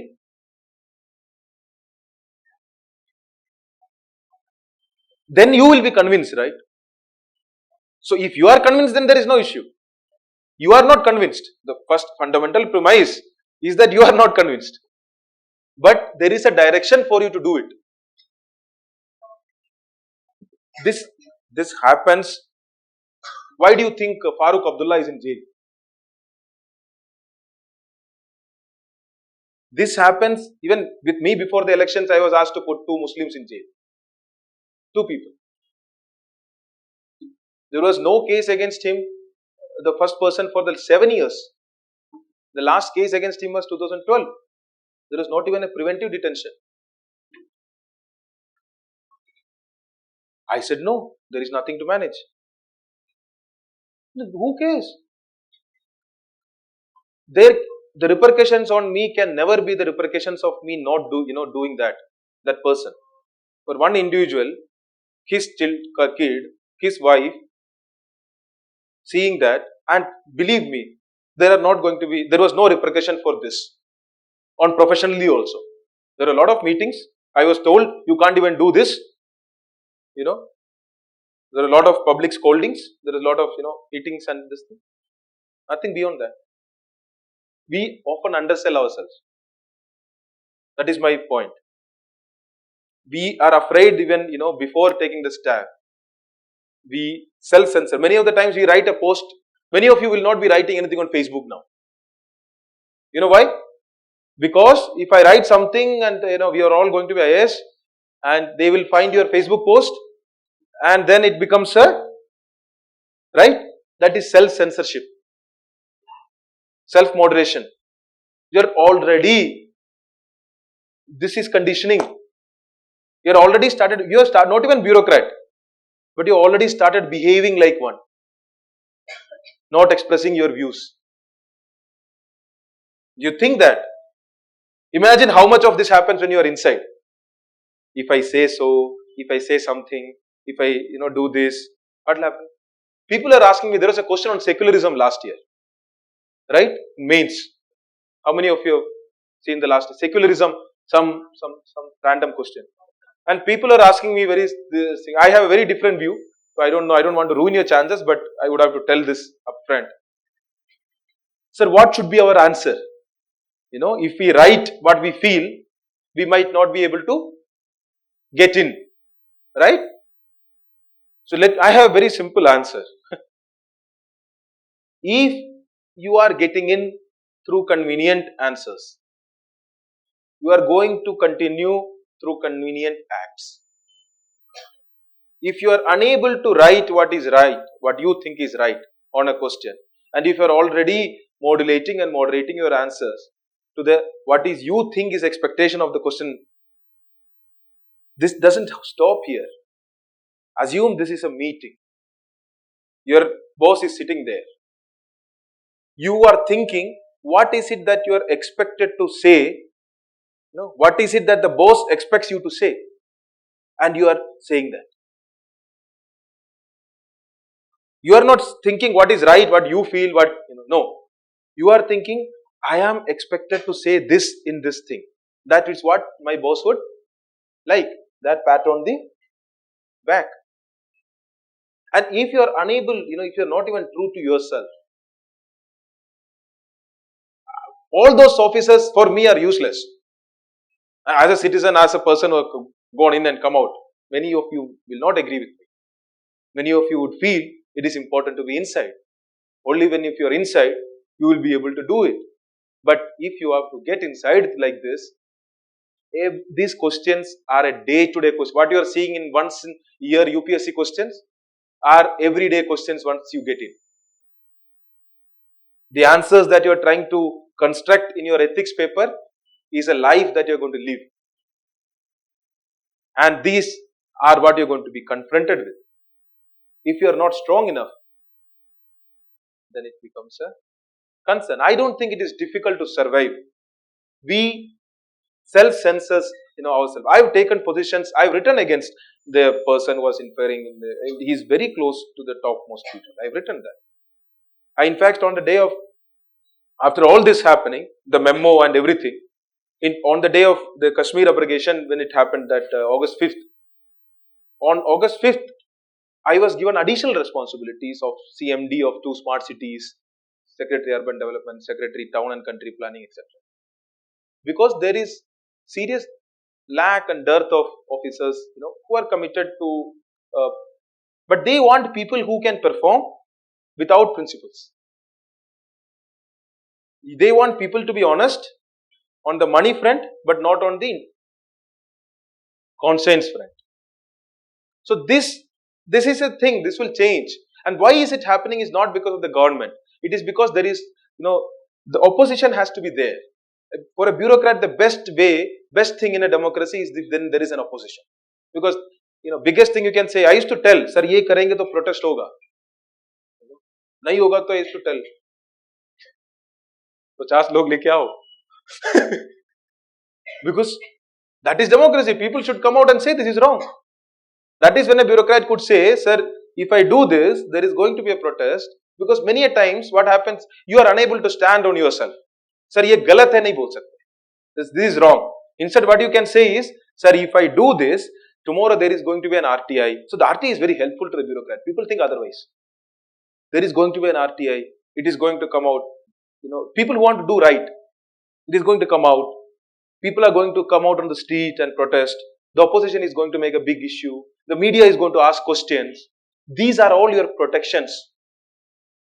But what we have started understanding and learning is that these are all, trying to sort of disturb you from doing your actual duties. RTI is a nuisance. Media is a nuisance. Everything is a nuisance.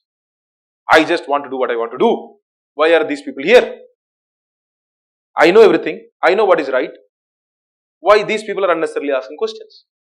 That is a learning that we do, and we continue with that. Anyway, so I don't know whether I have answered your question, but I have been able to deflect. That is a success, I think. I'll take one last question and we'll finish.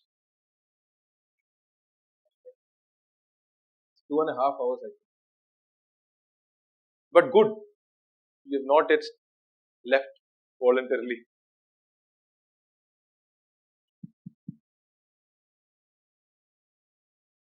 Reading newspapers, right? Please read newspapers every day, at least 2 of them, I would say. See, that is, many a times what we think is that being in the system is the only way to change the system, right?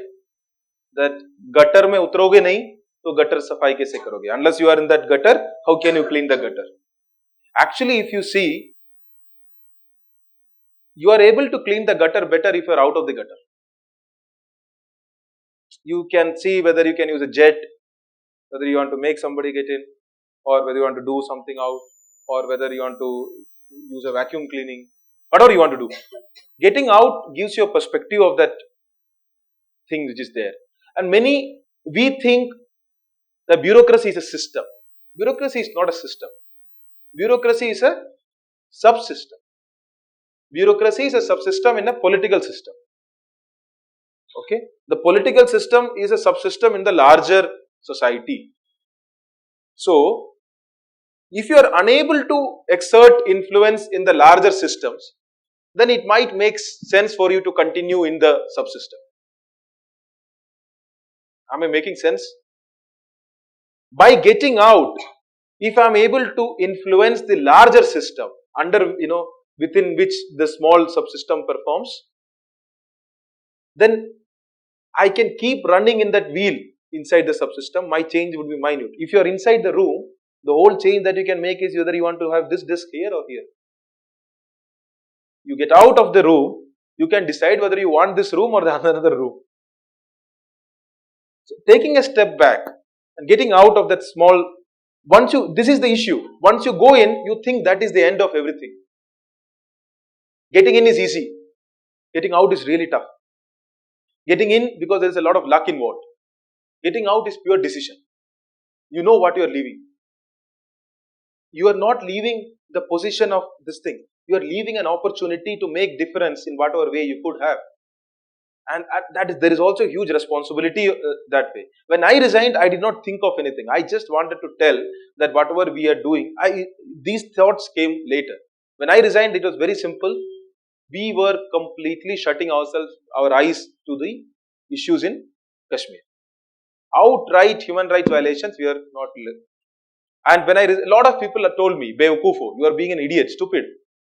You will get half an hour of a news or half a day, not more than that. Nobody would bother. My thinking was, we were not even discussing Kashmir about half a minute. If my resignation gives half a day news thing, it is worth it. That's a bigger change I could have done, than my entire service. Immediately after the resignation, you wouldn't believe the number of calls I got from the valley. People are saying, Kashmir, sir, kuch bhi ho jayega, par aapke liye ghar hamesha rahega. Sir, we feel lot of somebody is there. I couldn't have done any of it. Because your act, for you it is an individual act. But for a lot of people, I learned this afterwards. These all things I learned after my resignation and after I started meeting people. I have traveled to around 42 cities and districts now. Meeting people here like institutes, universities, village, districts, 10 districts of Bihar, Odisha, everywhere.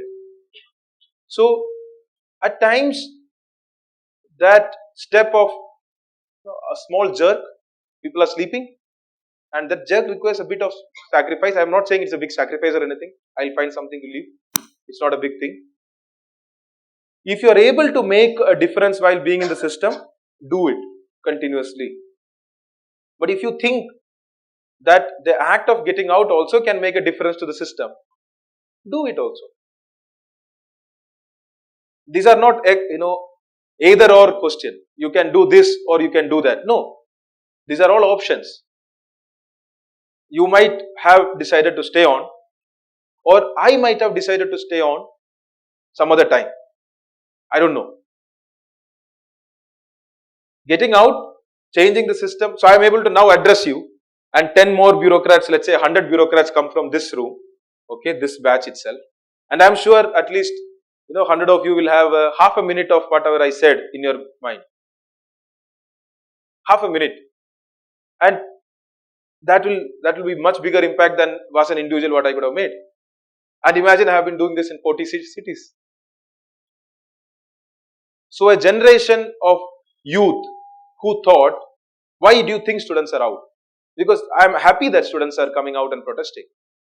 Why? Because an entire generation thought whatever is coming in WhatsApp is truth. Whatever they post in Facebook or trend in Twitter or make meme and laugh in Instagram or TikTok, that is what democracy is. They thought that is freedom of expression. People started writing something on Twitter and started feeling like Bhagat Singh and Chandrasekhar Azad.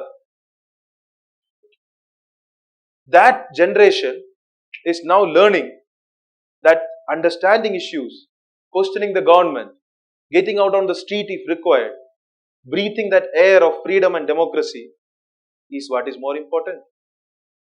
I think I wouldn't have been able to do any of it if I was in the system.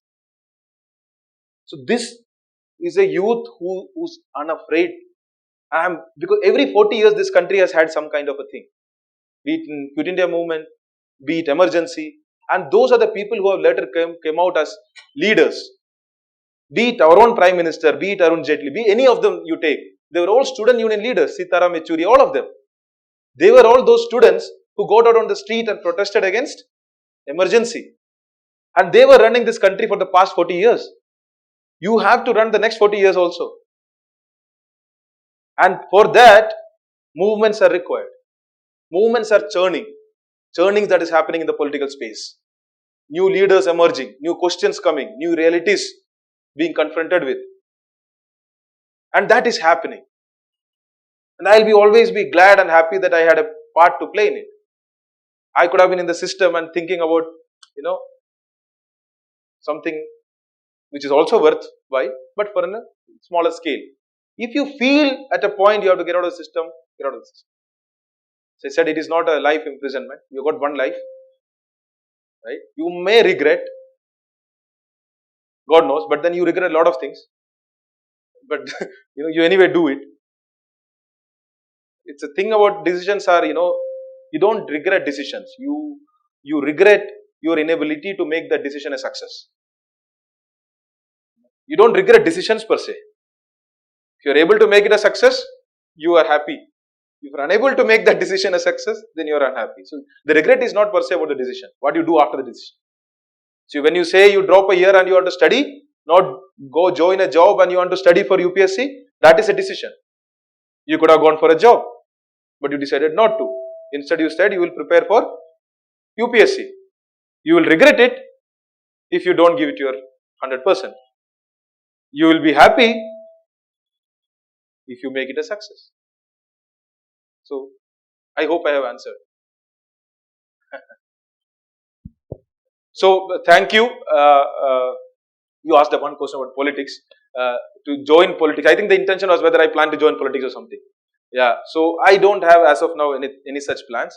But politics is not electoral politics per se. We have for long reduced politics to mean just elections, party politics. Politics is everyday, continuous thing. What is right, what is wrong, whether this is affecting people, this is good for the country. All this is politics. And speaking about it, freedom, expressing about it, that is politics, and it's a continuous thing. And I am already being political. I am already in politics. I'll plan to continue to be here. I am not so sure about the electoral part. Okay. Thank you and wish you all the best. Study well.